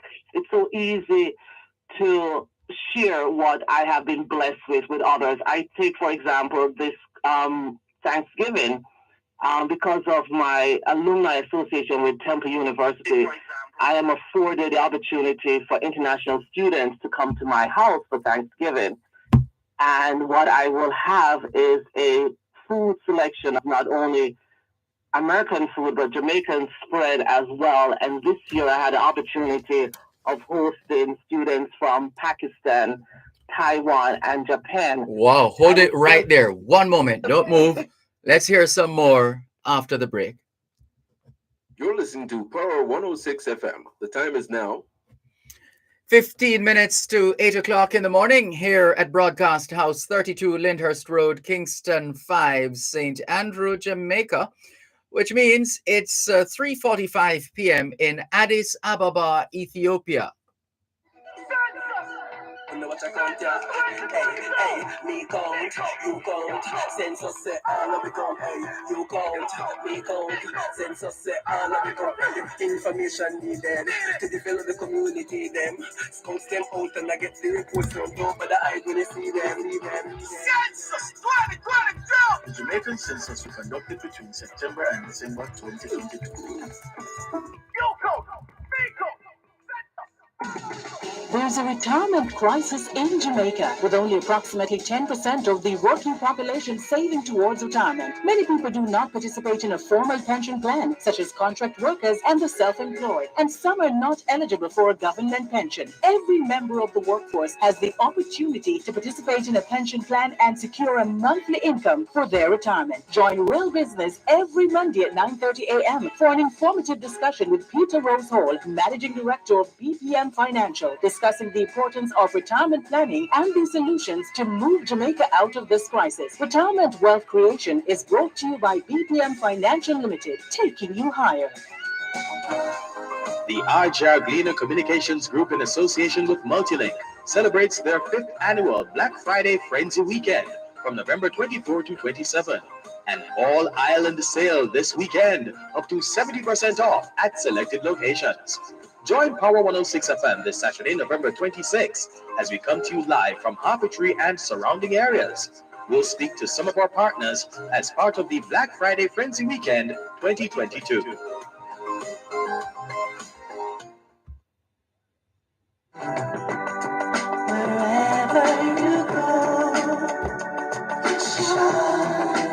In tribute to Jamaicans in the diaspora, wherever you go, you shine. Thanks a lot for staying with us here on the Jamaican Diaspora Live Online on Power 106 FM. I'm Dervan Malcolm. We're featuring another of the candidates for the position of Global Jamaica Diaspora Council representative for the Northeast United States of America. And that featured guest is Michelle Toller Neal, and she has been sharing her story with us so far here on the Jamaican Diaspora Live Online. Going to the break, you were sharing with us some work in terms of hosting students from Pakistan and some other places. Yes, that is correct. Pakistan, Japan, and Taiwan this year. What every year. Sorry, go ahead and tell us what that is all about. So it's basically, it's very difficult when these students are here. They're all grad students, and it's difficult for them to go back home during this short period. So Temple University reached out to me. I think since 2018 I've been doing this. And they reached out to me and asked me to host these students and share with them what Thanksgiving is all about. Because most Thanksgiving is unique to the U.S., so to speak. And so what I decided to do was to have a collaborate where the meal is concerned. So a little bit of Jamaican food and a little bit of the American food. And then we'll have this exchange about what we do, what they do, what their country is like. So it's the most fulfilling thing. I mean, they're coming here to get a meal, but learning from them what they do and how we can work together is what is the best part of all of that. But my spread this year was just interesting, and they love the Jamaican food, and you can imagine what was on my table for Thanksgiving.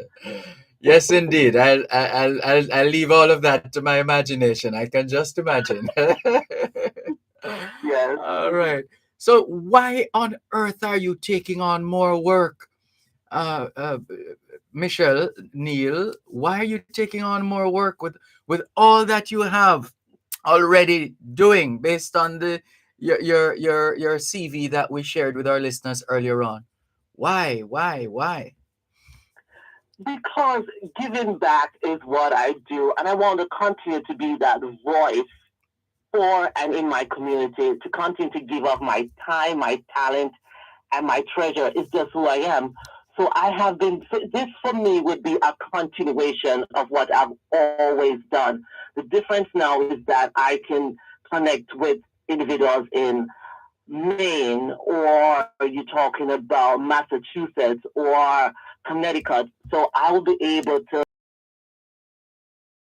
I mean, it's 14 states that will be involved. So I'll be able to impact that area as well. And to whom much is given, much is required. It's very difficult to sit back and see all that is going on and not be touched or ask, what can I do to make at least one person's life better? And if I have touched at least one person's life in this lifetime on this journey, then I feel like I have accomplished. And Yes. so my life work, which is involves crime, and we are having crime problems both here in the US and Jamaica. We can come together, collaborate, share great ideas on how this can be possible to spread across not just here but Jamaica. So that's where my heart is. So doing this for me is what I feel my life journey and my time here on earth is for, is to bring, to make actually the US a home away from home, and then use my life work for the last 18 years to work with others, because the diaspora is doing a fabulous job. And I can only build on what Dr. Dunkley has started. And she has laid the foundation for so much more to be done. We need to look at agriculture, and that's another area that we want to look at as well. So, yeah, for all those reasons, I have ideas. Um, and I'm not saying that because I'm in the US, I have all the answers. I don't, because my missionary work takes me to Africa, right? So I have done missionary work in South Africa and Kenya. And when we go there through my church, we don't go there to tell them how to worship or what to do. We are here to work alongside you. And so as a Northeast representative, that's exactly what I want to do, to work alongside, to collaborate with others to move Jamaica from developing to developed nation. Yeah. And in terms of particular diaspora related matters, is there anything that any area of diaspora affairs that you plan to place more emphasis on, or otherwise to bring to public attention? There are three that comes to mind. The first one is, as you read from my bio, I'm involved with Eleanor Dickens Auxiliary. And what we do is, we found years ago that there was a gap in African Americans, brown and black, at the hospital. And so we decided to raise funds specifically for black and brown to go to nursing school. And I thought about how doing this cross country. So we can have a situation where if you are interested in doing nursing and you live in Jamaica, you can maybe do a semester here, similar to what the international students does here with Temple, and come here and learn nursing. So that's something I would want to do in order in supporting the whole health initiative and wellness. Mhm. That's what I want to do. We talk about agriculture. We need to look into that. Yes, we need to eat what we grow, but what does that look like? Um, um, do we have enough farmers? Do we have the money? Do we have substitutes for stuff like wheat to make it possible? We consume a lot of imported stuff. We will see like, um, say, fresh coconut on the corner, but we walk into a store and we buy a can of coconut. What can we do to change how we consume imported stuff? And at the same time, encourage agriculture in Jamaica, which will have a ripple effect. Therefore, it would not only help Jamaica but eating the good stuff, but also help the economy. So I think that's where I would address. The last but not least would be crime. We saw a spike in crime as a result of COVID. And I'm talking regarding students, and I'm talking regarding the adult part. We saw an increase in sexual assault and domestic violence. Why? Because during COVID, you were at home with your abuser. So we need to address that issue both here and in Jamaica. What can we do collaboratively? I'm always working together, but that's the only way we can achieve this. To educate each and every person on what can and should be done. And I'm an educator, right? That's what I do. So yes, and specifically what I do at Harcom, life happens, and most of all the students that I teach are adults. So you might get married, you might have a child, so you did not get opportunity to finish college. So what I do at Harcom are those individuals who life happens, decide to come back to school to get a degree, and I work with them along that process, specifically in a small group to make sure they are educated, make sure they have their first associate degree. So those are some of the things that I would like to continue in my work, not only here in Philadelphia, in Jamaica, but all the 14 states. And of course, let's remind our listeners that the position for which you're vying is not a paid position. So here's another question for you. Why you're not getting paid to do it? Why are you looking to take it on? Because of it, and some things is not about money. Yes, money is important in order to get things done. And this is where my American friends came in, because they saw that, the voting, and they're like, Michelle, why is it I can't vote? I said, well, for one thing, you're not married to a Jamaican, you don't have Jamaican children, and I gave them all the reasons why they couldn't. I said, however, I might need your resources later on, because when you think of the initiative, like what happened in Issa 2 weeks ago, when they raised $417,000 specifically for the clinic in St. Anne, we can do this without government. So it's just things like that. When I see a need, I have to go after it, and I wrestle with it. I wake up with these things, and I'm always asking. And that's one thing I said at my table for Thanksgiving. What is it that each one of us can do to make life better for another person? And for me, that's the reason why I'll take this on. I love of people, love of country, love of giving back. That's who I am. That's what I've always been. So this is just another thing, another joy for me to give back. Even though it's not a paid job, it's not about money. It's about helping another person. Yes. And for those who are eligible to vote and those who are checking around to see which candidate they should cast a ballot in favor of, what would you say to them? Those who are perhaps wavering as well as to, who should I vote for? Why should they vote for Michelle Tolo Neal? I would say vote for me, because my track record has proven and has shown that I am, even though I have migrated years ago, I have not left Jamaica. I travel to Jamaica at least once a year. At least I have to be there every year for Boys and Girls Championship. That does not miss me. That's a given, right? But I also give back to my country in whatever way I can. So yes, I will stay in the hotel for 3 days.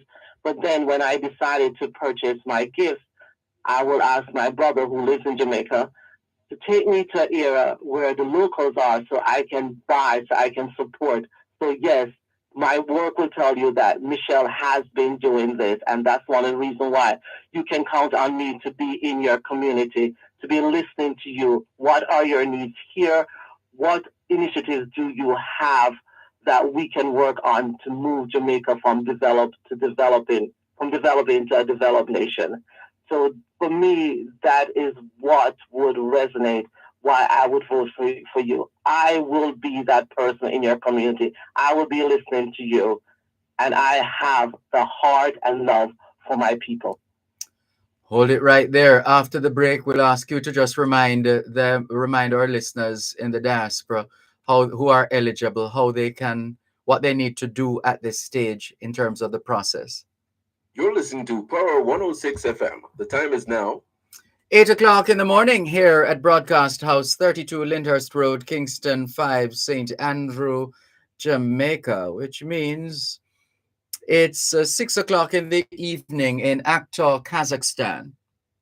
Maxie's Black Friday sale is here. Shop and save up to 50% off everything in store. Just in time to beat the Christmas rush. Enjoy great deals on clothing, home decor, and so much more. Sale runs from Thursday, November 24 to Saturday, November 26 in Manival, Maypan, Biltmore, and Santa Cruz. Our Portmore branch will be open on Sunday, the 27th for an extra day of savings. These deals can't be beat. See you soon at Maxie. Conditions apply.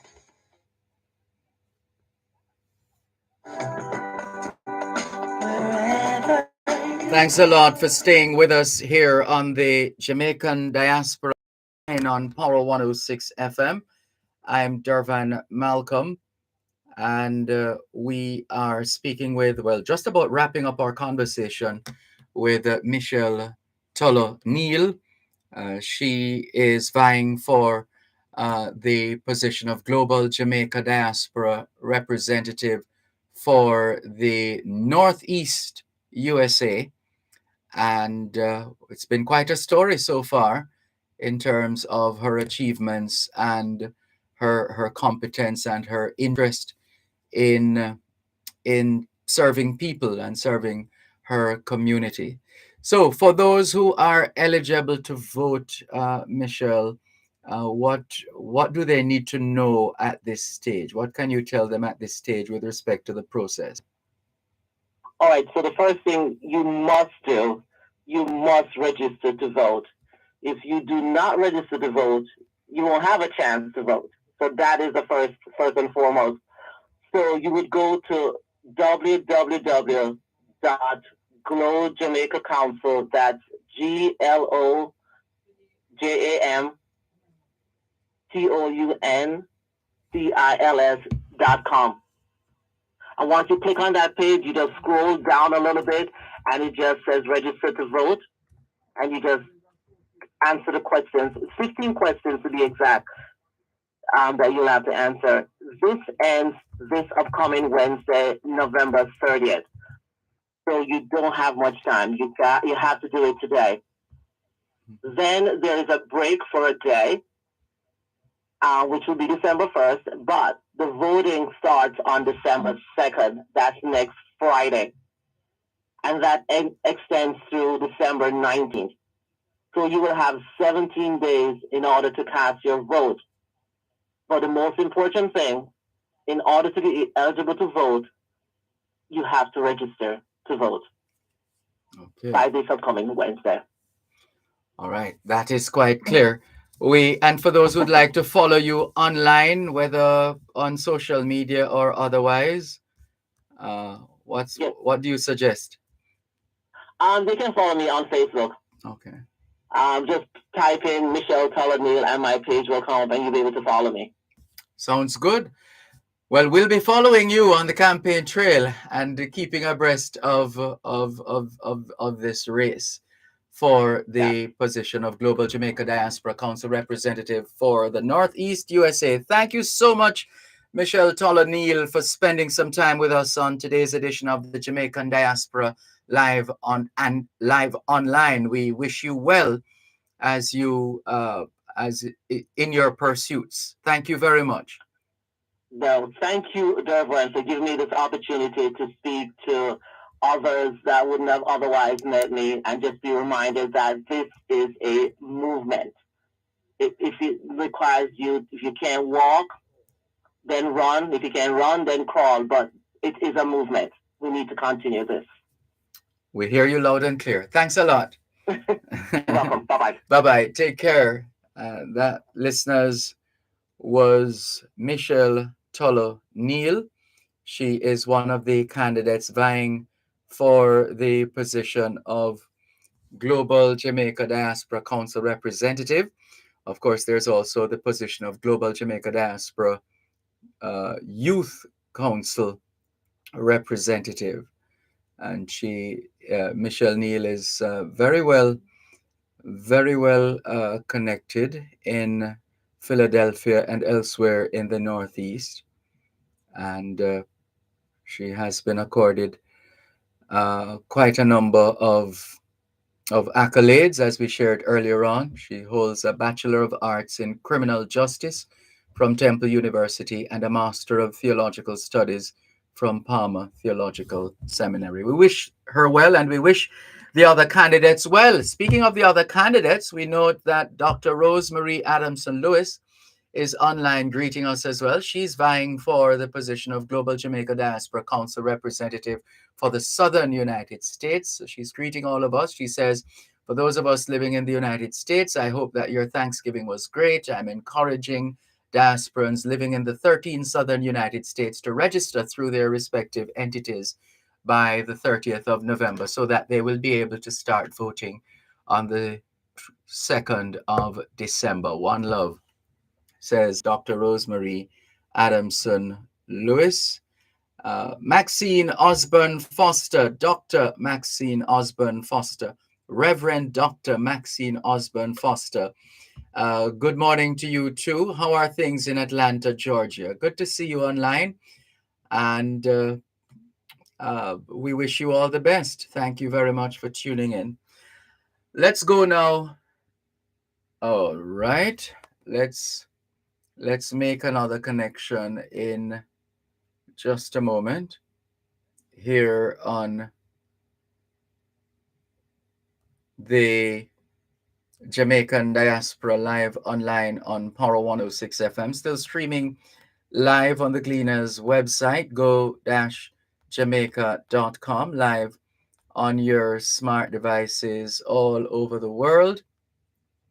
Taking your calls as well if you wish to make an input. But in the meantime, there are a couple. Oh, this is information that Reverend Dr. Maxine Osborne Foster is sharing with us now. She says the Jamaica Passport Immigration and Citizenship Agency, PICA, is coming to Atlanta December 16 to 18, 2022. To register in advance or to have questions answered, please go to PICA's website, pica.gov.jm, pica.gov.jm, for new passports, renewals, let's see what else she's saying here, citizenship, etc., all packaged nicely in the what do they call it? There's a term that they use. The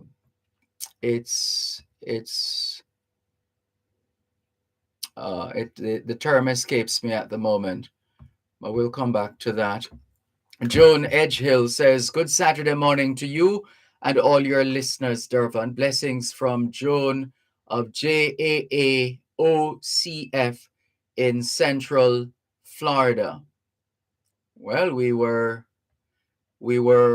sharing with our listeners the details of your fundraiser, your event coming up in December, Joan Edgehill. Maybe you didn't hear, but we did go to town in sharing the information. We shared everything. Velta Wilson in St. Thomas, good morning to you. Thank you very much for tuning in and being a part of the experience here on the Jamaican Diaspora Live Online on Power 106 FM, still streaming live on the Gleaners website, go-jamaica.com, live on your smart devices all over the world, and encouraging those in Atlanta, Georgia, to take advantage of the latest in the series of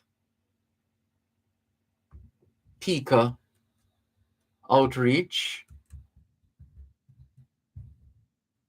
And let's just check something here.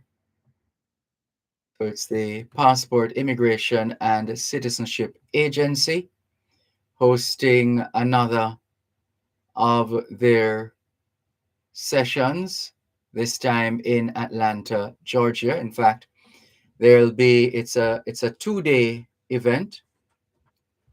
And so those in Atlanta, Georgia, and surrounding areas, we encourage you to take full advantage of this opportunity.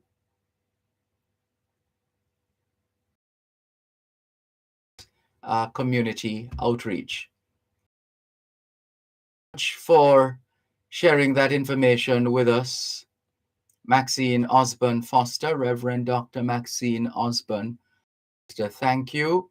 Joan Edgehill says, special good morning to Peter Gracie, candidate for Jamaica Diaspora Council, Southern USA. Yes, indeed. I think we did. Did we say hi earlier on to Peter Gracie? I think we did. Great Saturday morning, Mr. Malcolm, he says. And indeed, he is one of the candidates for the position of Global Jamaica Diaspora Council representative for the Southern United States. And not sure why we're trying to, City Spinnock is trying behind the scenes to find out why we're not connecting to our guest, who should be online with us right now. Not sure why that is so. She's still trying behind the scenes. In the meantime, let's continue with more on your program, the Jamaican Diaspora Live Online, here on Power 106 FM. We started sharing earlier on some of the events that are planned for the holiday season across the diaspora. There's a lot more which we will share while we try to connect with our guest in this segment. That's Mr. Andrew Sharp. Mr. Andrew Sharp, not sure if you're listening. Just letting you know we're trying to connect with you. And it's the same number as we know it. So we're not sure what's happening there. Working on that. And let's see.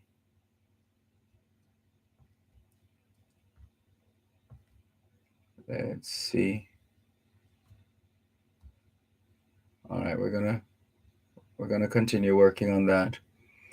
All right, let's just use the opportunity. Don't like to waste time. Let's just use the opportunity to share information. But we did highlight the 10-year anniversary celebration in our list of events as well. So we really wanted some more details on that. But we did carry the information earlier on anyway, but needed to get some more details on how they will mark their 10th anniversary as an organization. We also went through a long list of events happening in Canada the Jamaican diaspora in Canada, and that was not exhausted either. That list was not exhausted. Here's another. JCA, JCISG, inviting you to their annual Christmas party and anniversary dinner, scheduled for Sunday, the 11th of December. And that's at the Jamaican Canadian Association Centre at 995 Arrow Road in North York, Ontario, Canada. We hope it goes well. Let's take the break and come back. You're listening to Power 106 FM. The time is now 15 minutes past 8 o'clock in the morning here at Broadcast House 32 Lyndhurst Road, Kingston 5, St. Andrew, Jamaica, which makes it 5:15 a.m. in Vancouver, British Columbia, Canada. J.M. Patel's pre-Christmas massive crazy sale, 20% off all household items in stock, including new merchandise for the upcoming season. For the widest selection of curtains for every room in the house, comforters, spreads, rugs, mats, bathroom sets, small appliances, cushion covers, pillows, and much, much more. Additional discount on selected items. J.M. Patel, 98 Orange Street, downtown Kingston. Telephone 876-948-5105. Grab your BFF as Jamaica's biggest shopping event of the year. Black Friday Frenzy returns Thursday, November 24 to Sunday, November 27. Enjoy deals for days on furniture, household items, TV, jewelry, toys, clothes, shoes, and so much more. Black Friday Frenzy. Shop early, shop local. This November 24 to 27. Presented by the RGL Gleaner Communications Group in partnership with Marketing. See the press and go-jamaica/BFFjamaica.com for details on participating stores. The RJR Gleaner Communications Group in association with Multilink celebrates their 5th annual Black Friday Frenzy Weekend from November 24 to 27. An all-island sale this weekend, up to 70% off at selected locations. Join Power 106 FM this Saturday, November 26, as we come to you live from Harper Tree and surrounding areas. We'll speak to some of our partners as part of the Black Friday Frenzy Weekend 2022.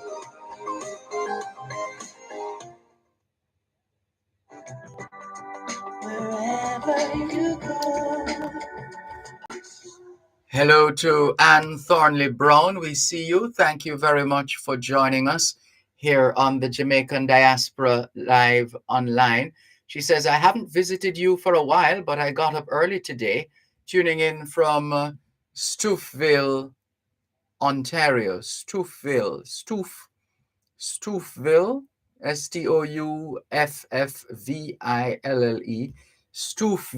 Ontario.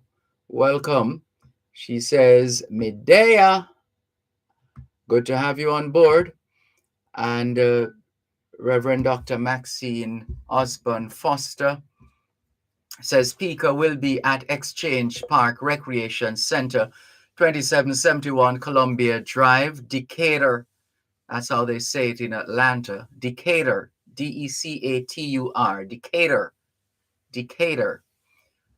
Right, so Pika will be at Exchange Park Recreation Center, 2771 Columbia Drive, Decatur, Georgia. For more information, you can call 404-777-9593. That's 404-777-9593. It's a 3-day event, that's Friday, Saturday, and Sunday, the 16th, 17th, and 18th of December. The Passport, Immigration, and Citizenship Agency, PICA, is coming your way. Spread the word across the greater Atlanta area and elsewhere in the state of Georgia. Anne Thornley Brown confirms the pronunciation of Stouffville in Ontario, Canada. Let's see if we get it right, Anne Thornley Brown. It's Stouffville. On the face of it, the way it's spelled here, looks like Stouffville, as opposed to Stouffville. Let's work with Stouffville. And you can tell us if that is accurate, Anne Thornley Brown. Stoville, Stoville. All right, we're gonna have to reschedule. Do we have time? What time is it? We have. All right, we can still. Let's keep trying. Let's keep trying. Let's try something else here as well. Let's do this and that and this. Let's investigate and see if we have other numbers. Let's try these. In the meantime, let's just clear these messages. So remember the Grace Kennedy Jamaican Birthright Program that is coming up in the new year. Free 5-week cultural professional internship for second and third generation Jamaicans in the United States, the United Kingdom, and Canada to reconnect them to their Jamaican roots. So if you know of any second and third generation Jamaicans in the United States, the United Kingdom, and Canada who wish to reconnect with their Jamaican roots, please tell them about the Grace Kennedy Jamaican Birthright Program, which will run from the 28th of June to the 7th of August, 2023. You can visit bit.ly/GK Birthright to apply. That's bit.ly/GK Birthright to apply. Applications close November 30. Applications close on Wednesday coming, the 30th of November. Please take a note of that. So you could perhaps use this weekend to get your thoughts and your documentation together. The Grace Kennedy will host 4 university students for a 1-month internship. Candidates must be second or third generation Jamaicans who have never lived in Jamaica. Lived meaning not in Jamaica for a period exceeding 6 months. And I think we have Mr. Sharp now, who's been waiting patiently. Mr. Andrew Sharp, how could we not connect with you? I'm sure that's on our side, not on your side. How are you? I'm doing good, Dervan. Just trying to bear with this cold. You know, we're getting into winter up here. So the weather is 40s. Oh, wow. 30s, 40s, so, you know. All right, well, we hope we have been able to warm you up so far with the sounds of Jamaica. Absolutely, Dervan.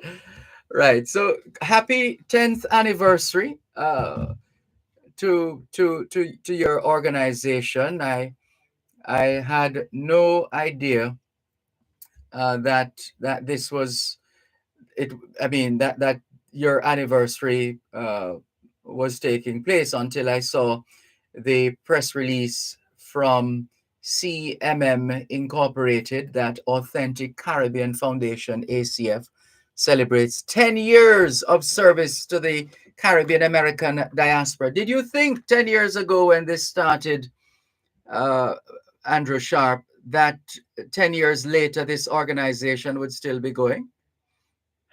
No, Dervan, because, you know, I couldn't, you know, they always say black business wouldn't last that long, but I mean, I just continue looking forward, keeping the vision, and I can't believe it that it's already 10 years. Mm-hmm. And you were there from the beginning. Absolutely, Dervan. Can you remind our listeners of the genesis of the organization? What led to the establishment of Authentic Caribbean Foundation, ACF? Well, when I came, I said, you know what, I wanted to give back. There was something that that was one of my passion.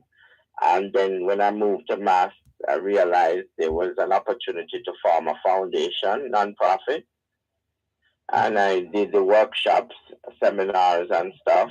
And then it explained to me what you really want in your mission. And I knew that disability was something that not a lot of people focus on. And I decided to say I needed to focus on disability, especially for the kids, how we can support that population and put a light on it. And I just been working, putting in projects, thought about the mission, talk about the programs that we want to get done. And then that was it. We just keep focused, do the work that we have to do. And many persons started to join and volunteer, came on board. And, when I came this side, living in the Caribbean, but now migrated to the United States, you see a totally different picture. So how can we help from this side to uplift the region? And that was something that I said, I have to get done, support our own here and also support those in the region. Mm-hmm. And what would you readily identify as the hallmarks or the achievements over these 10 years of your organization, Authentic Caribbean Foundation? One was us, this 2020 census gave a spotlight on our organization and our community in terms of here is a data that can tell us how much persons we are here and where we're at and how it's important for us to provide support at the need. Because the reason why they do the census is to provide services to the various community members. And by counting and having that data, that's how we'll get resources. Especially here in the United States, we pay our taxes and this go towards resources. So doing that data was something that really spun a light on the more work that we need to do and how we need to provide support for our Caribbean American community. And what kind of year has 2022 been for the Authentic Caribbean Foundation? Well, we came into the pandemic and a lot of people didn't survive. A lot of companies did not survive the pandemic. But we were from the start as an organization with various members at different locations. We utilized technology and that also helped us to survive the pandemic. In addition, as we continue to grow, we've been looking at grants, getting grants, being involved, having a seat at the table when each different community was needed. And this is where we got a lot of support from the state for us to be able to survive the pandemic because we had to go out and do outreach. Right. And that's really, really helped us a lot. And how do you plan to celebrate? Have the celebration started yet, or do you have a kickoff point? Well, we were supposed to start the celebration, but because of that storm, the hurricane that came up, so we had to postpone the rooftop celebration to the 9th. But we're going to kick it off with a fish fry. So we're doing a lot of fundraising. We have a toy drive that we're doing, again, that we're going to support the kids before the Christmas holiday. Everybody should get their toys and educational toys to help them. And to, we just keep all the fundraising for 2 events this year.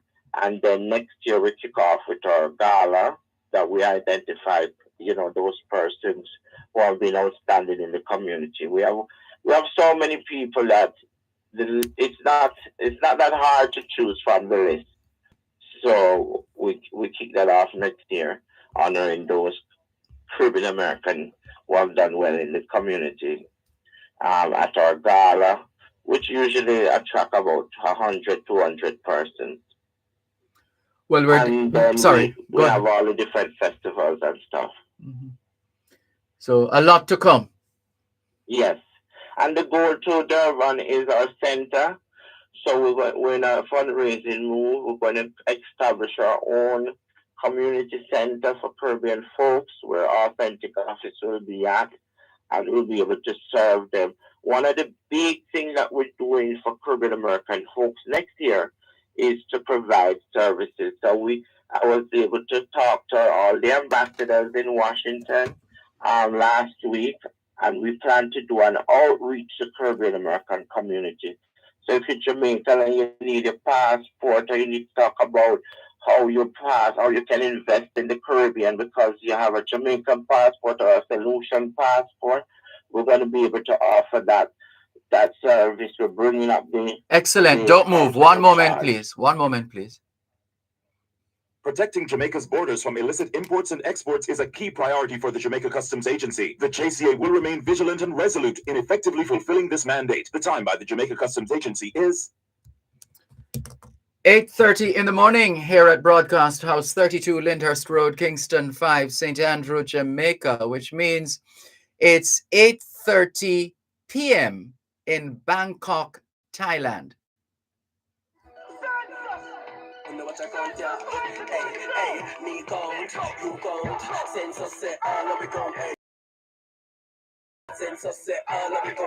Information unity them scouts them out and I get the reports so don't bother hide when you see them.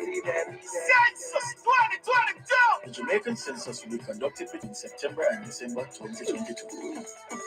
You go, There's a retirement crisis in Jamaica, with only approximately 10% of the working population saving towards retirement. Many people do not participate in a formal pension plan, such as contract workers and the self-employed, and some are not eligible for a government pension. Every member of the workforce has the opportunity to participate in a pension plan and secure a monthly income for their retirement. Join Real Business every 9:30 a.m. for an informative discussion with Peter Rose Hall, Managing Director of BPM Financial, discussing the importance of retirement planning and the solutions to move Jamaica out of this crisis. Retirement Wealth Creation is brought to you by BPM Financial Limited, taking you higher. The RJR Gleaner Communications Group in association with Multilink celebrates their 5th annual Black Friday Frenzy Weekend from November 24 to 27. An all-island sale this weekend, up to 70% off at selected locations. Join Power 106 FM this Saturday, November.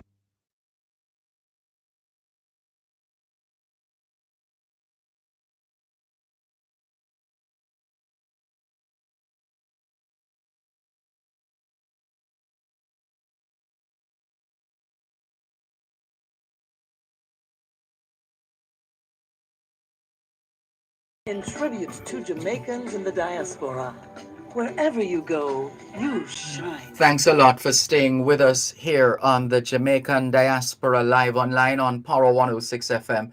I'm Dervan Malcolm. We've been featuring the 10-year-old Authentic Caribbean Foundation, ACF. It's a Boston-based not-for-profit organization, and they're celebrating 10 years with a year-long celebration with the theme 10 Years Authentic. And going to the break, the brainchild of this organization, Andrew Sharp, founder and CEO, was about to tell us, I think you said you're bringing up the council, or? Yeah, we're bringing these services to the people because sometime in these locations, people hardly can get their documentation done, would like to know more information. They might have a first child that they want them to be naturalized, so they have both their country citizenship and the American citizenship. Sometimes a lot of Caribbean folks don't know much about that process. So we decided to bring the services to the people. It's time that the ambassador corps, the diplomatic corps, outreach to its community, and we're supporting that initiative by bringing them under one tent where anyone from St. Lucia, St. Vincent, Jamaica, all of them will be there. They could ask questions, they could process their paper, they can provide some kind of support, and key and importantly, they'll be able to track, have the data of where their nationality, I wouldn't say track, but where the data is in terms of their nationality. All right.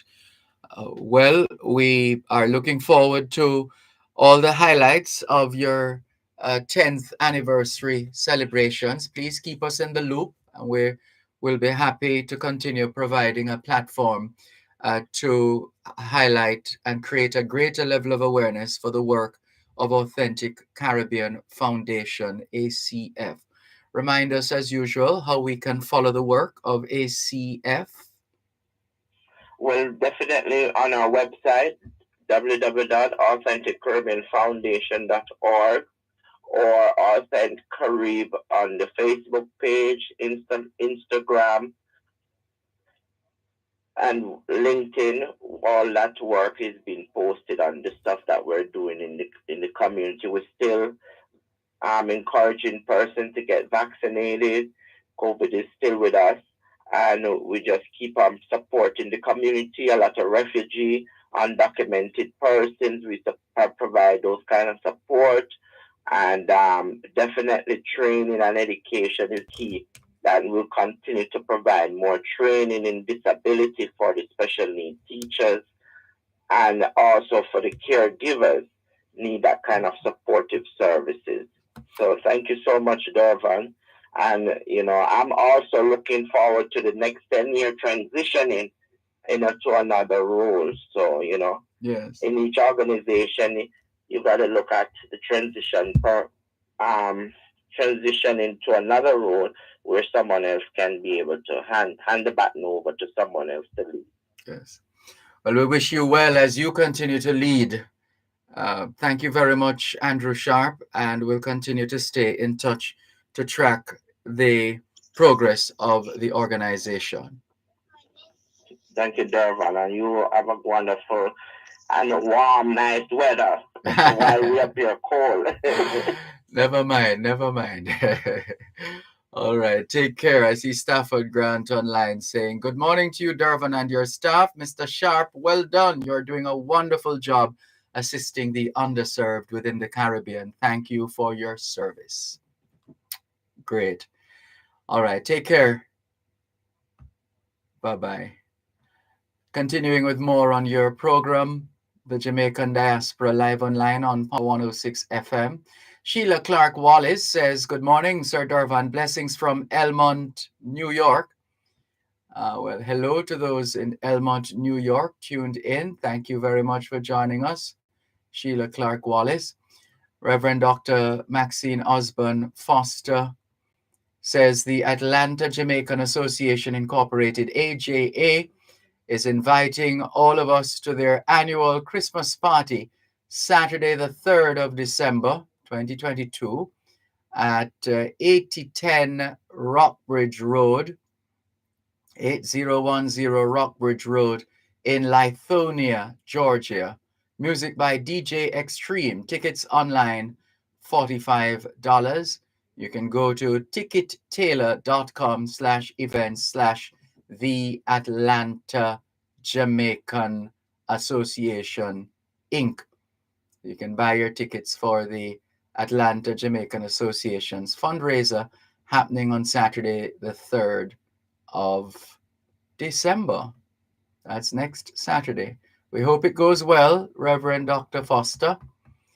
And down the line here, Drea Daly says, "Well done, Andrew. Great work with the Authentic Caribbean Foundation."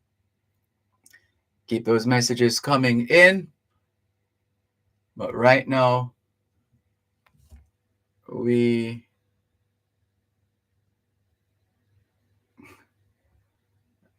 going to make a link.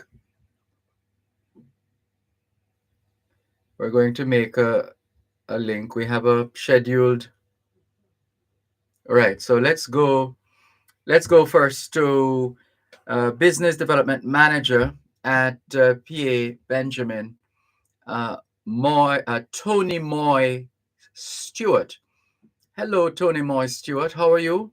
Hi, good morning, Dervan. I'm doing well, and you? I am fine, thanks. Thank you so much for joining us here on the Jamaican Diaspora live online on Power 106 FM, still streaming live on the Gleaners website, go-jamaica.com. Benjamin's has been around forever uh, and has a very, very rich history, but known to some people, especially at this time of the year, as the go-to company when it comes to making Christmas cakes and other things, etc.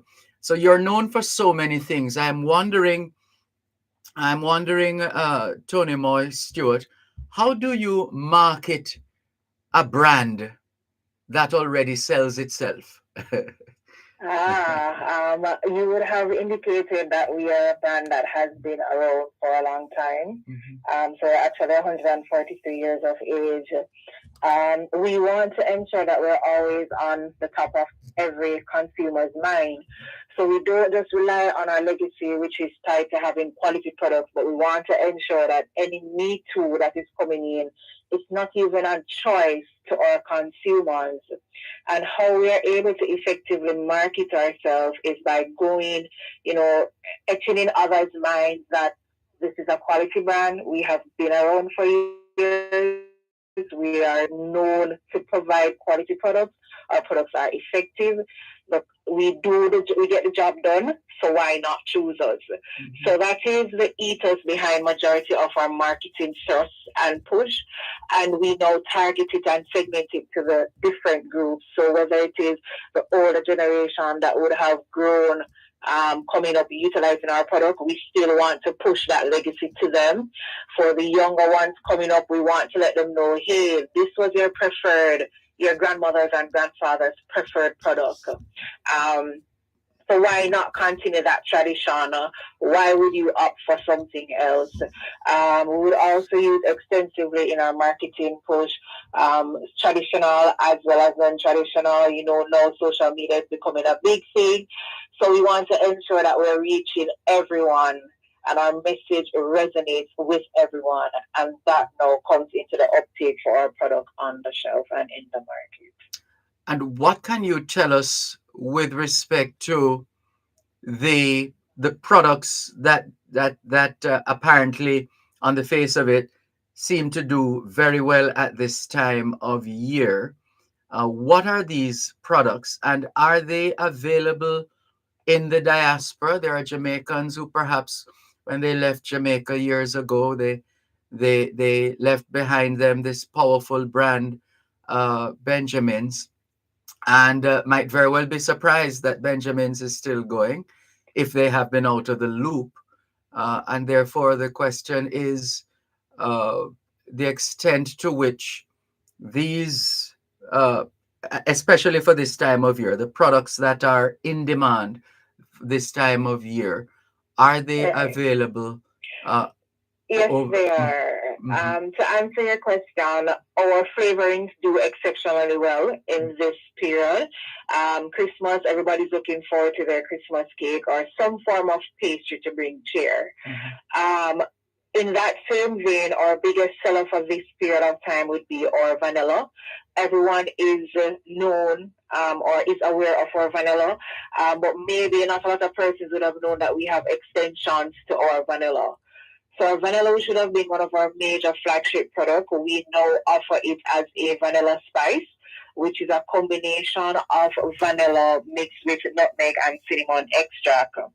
We also have a vanilla berry variant, which is a mixture of vanilla with various different berry flavors, main one being strawberry. And then we also have a vanilla alcohol-free product for those persons who wouldn't have had the opportunity to, get to utilize our product or enjoy the flavorfulness or that is associated with our product based off of religious purposes.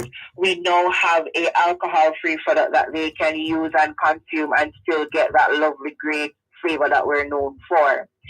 As it relates to reach in the diaspora, our product is in the United States of America. Our main market or region that we dominate currently would be in New York, Atlanta, as well as Florida. Notwithstanding just the US, we also have a presence in the UK and Canada. And then more regionally now, we are in almost, I want to say, all the Caribbean territories, barring maybe 2 or 3. Hold on, don't move. Tell us some more right after the break, please. Listeners, our guest is Tony Moy Stewart, Business Development Manager at PA Benjamin Company Limited, the famous Benjamins, 143 years and still going. You're listening to Power 106 FM. The time is now 15 minutes to 9 o'clock in the morning here at Broadcast House 32 Lyndhurst Road, Kingston 5, St. Andrew, Jamaica, which means it's already Sunday in Adelaide, Australia. It's 15 minutes past midnight on Sunday in Adelaide, Australia. J.N. Patel's pre-Christmas massive crazy sale, 20% off all household items in stock, including new merchandise for the upcoming season, for the widest selection of curtains for every room in the house, comforters, spreads, rugs, mats, bathroom sets, small appliances, cushion covers, pillows, and much, much more. Additional discount on selected items. J.N. Patel, 98 Orange Street, downtown Kingston. Telephone 876-948-5105. Tune in every Thursday at 3:30 p.m. for Your Legal Corner with Dana Walker Huntington, during both sides of the story with Dervan Malcolm on Power 106 FM. It's your source of information regarding U.S. immigration matters, combined with Power 106 FM's pioneer of diaspora broadcasting. Call in with your U.S. immigration queries and concerns on 876-9224-11225.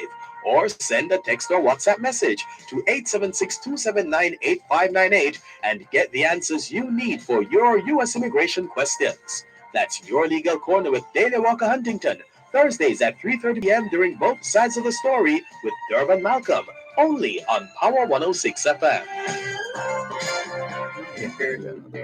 Get the most accurate news, sports, commentary, business, and more every Sunday from the best.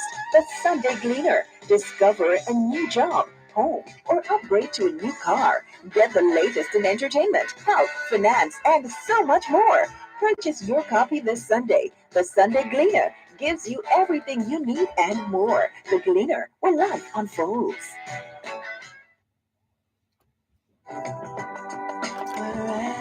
Thanks a lot for staying with us here on the Jamaican Diaspora live online on Power 106 FM. I'm Dervan Malcolm, and we've been featuring a mega brand, an awesome brand, the Benjamin's brand of products, 143 years and counting. What an achievement.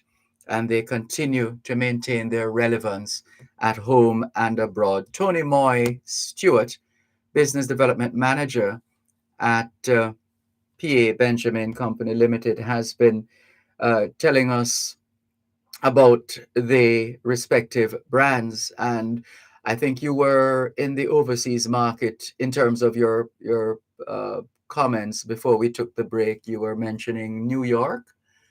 Right. So Brooklyn, Bronx, Jamaica, Queens, anywhere in New York, you'll be able to find our product. We're in both North and Southern Florida. So Fort Lauderdale, Tampa, Orlando, Miami, and we also have a strong presence in Atlanta as well.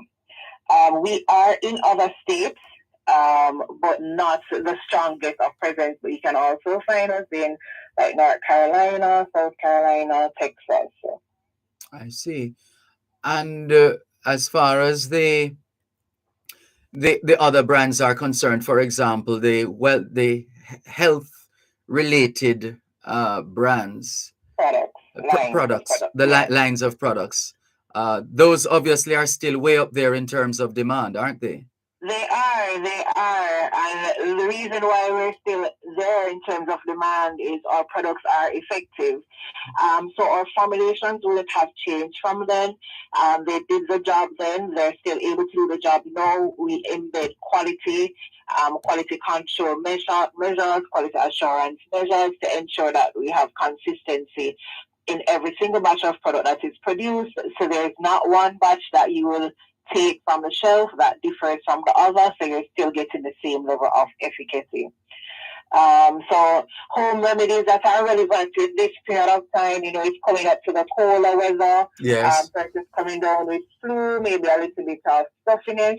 Our eucalyptus and peppermint oil are very, very, very important in this time. They will help you to get through that, nasal congestion. Just keeping a few drops in warm water, or you put it in your humidifier before you go to bed. It does wonders for that. Our winter. Sorry, give me that name again, because our humidifier, the thing that was in it before is out, so we need to replace it. What's the name of that one? Benjamin's eucalyptus oil, as well as Benjamin's peppermint oil. Okay, making a note. Thank you for that. No problem. So it's the aromatics that are associated with these essential oils that have the ability to enter the nasal passage and clear it. So you're no longer having this congestion. You're now able to breathe more freer. So that is like the main thing associated with those types of home remedies. And our winter breed rubbing alcohol is also great, but that is positioned as a personal care item. The thing about Benjamin is we have so many ranges of products, so many different lines of product that are able to get the job done. Our consumers have multiple options that they can select from. Can we shop online as well?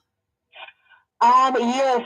So we are currently locally online in terms of Carib Shopper. We are in the process of getting our products listed on Amazon for the brand and the company itself. However, there are some of our products that are existing now on Amazon, but not the entire portfolio. I think one that I didn't get to mention would be our honey thyme. That is something that individuals can purchase from the diaspora, from online, from Amazon. And that is a mixture of honey, rum, and lime.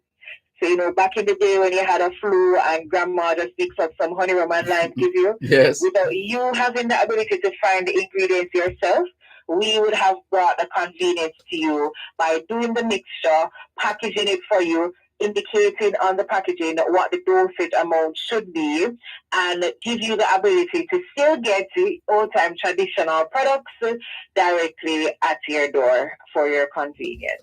Wonderful. And what's that website? Oh, it can be found on Amazon. Oh, and Amazon, you said, right? Right. Okay, wonderful. And so we want to wish you and the team at PA Benjamin Company Limited all the very best for the season and beyond. We thank you for spending some time with us on the Jamaican Diaspora Live Online. We want to encourage Jamaicans, not just here at home, as if they needed encouragement. They're already buying the products, but we're still encouraging more, because when you support this Jamaican enterprise that is 143 years, imagine the impact when you support our own Benjamin's brand. Yes. Right. So thank you very much, Tony Moy Stewart. Well done. All the best. All right. Enjoy the rest of your day now. You too. Bye-bye. Ms. Tony Moy Stewart, Business Development Manager at Benjamin's. A trusted name for more than a century and counting. What time is it? We're going to be wrapping shortly, and we are going to get in a word from a gentleman who is very keen on making adjustments to how we manage our affairs as a people and as a country. He is Mr. Alan Alberga, Esquire. He's an attorney at law based in Atlanta, Georgia, but he and his wife have been enjoying Jamaica. Mr. Alberga, how are you? Morning. Good morning, Mr. Ambassador. You know, as I listened to your program today, Dervan, I heard somebody address you as ambassador. I thought I was the only one. we have to have you have an official title conferred upon you. And I was thinking, our roving ambassador A, and the next thing that followed, I said, I wonder if it's acceptable. I said, S is a title, Ras Malcolm.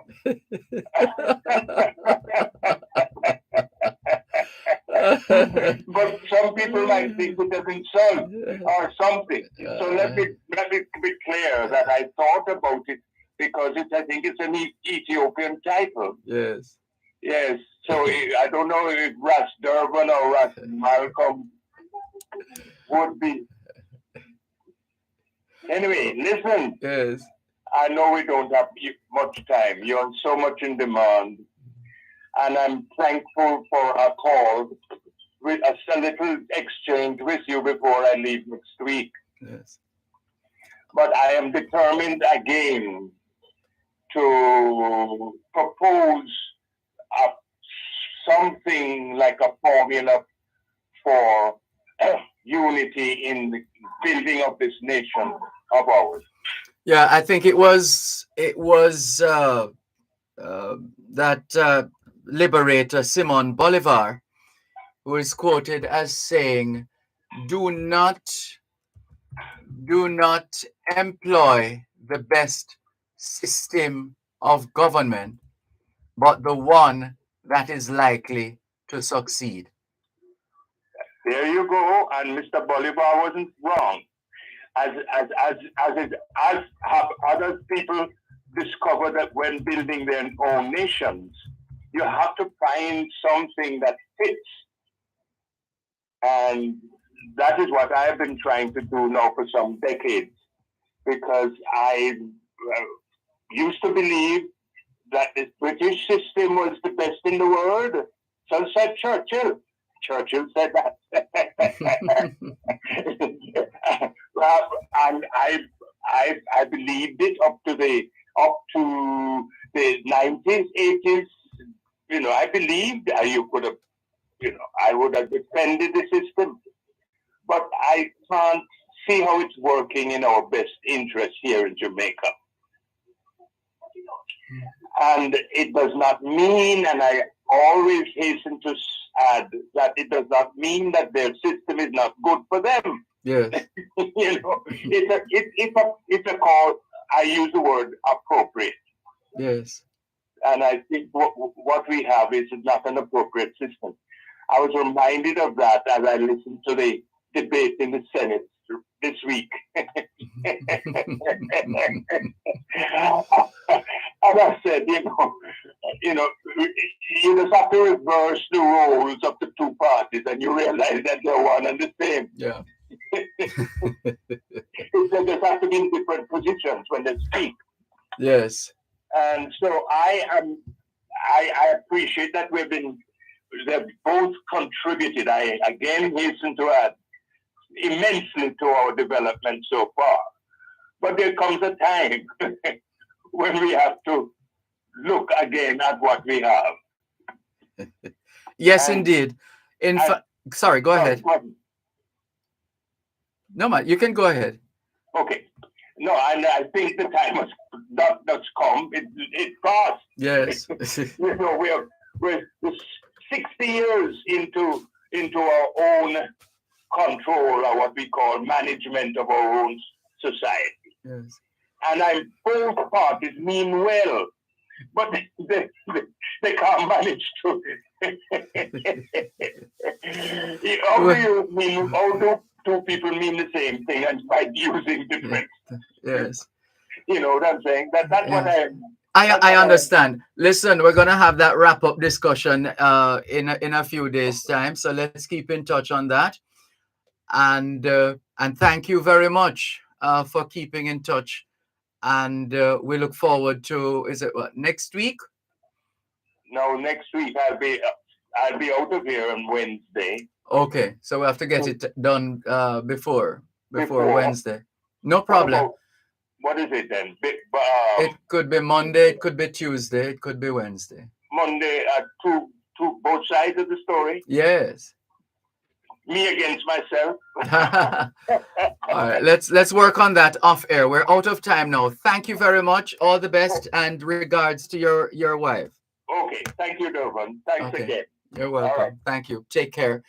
And Errol Curtis, thank you as well for joining us on the road from New York back to Maryland. Please be safe, Errol and Tambra Curtis. All the best. Thank you very much to our technical and production teams. Thank you, Celie Spinnock. Thank you, Chandel Forbes. Thanks to all our guests and you, our faithful listeners at home and abroad, for making it the Jamaican Diaspora Live Online. All things being well, the Jamaican Diaspora Live Online returns next Saturday. Till then, take care.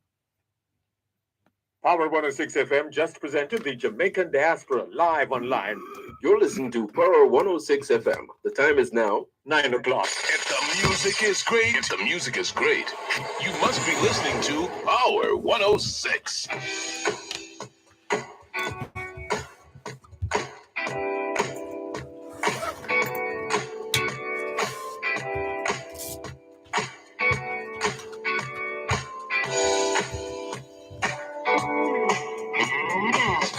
Down the street, watching ladies go by, watching you. Walking down the street, watching ladies go by, watching you.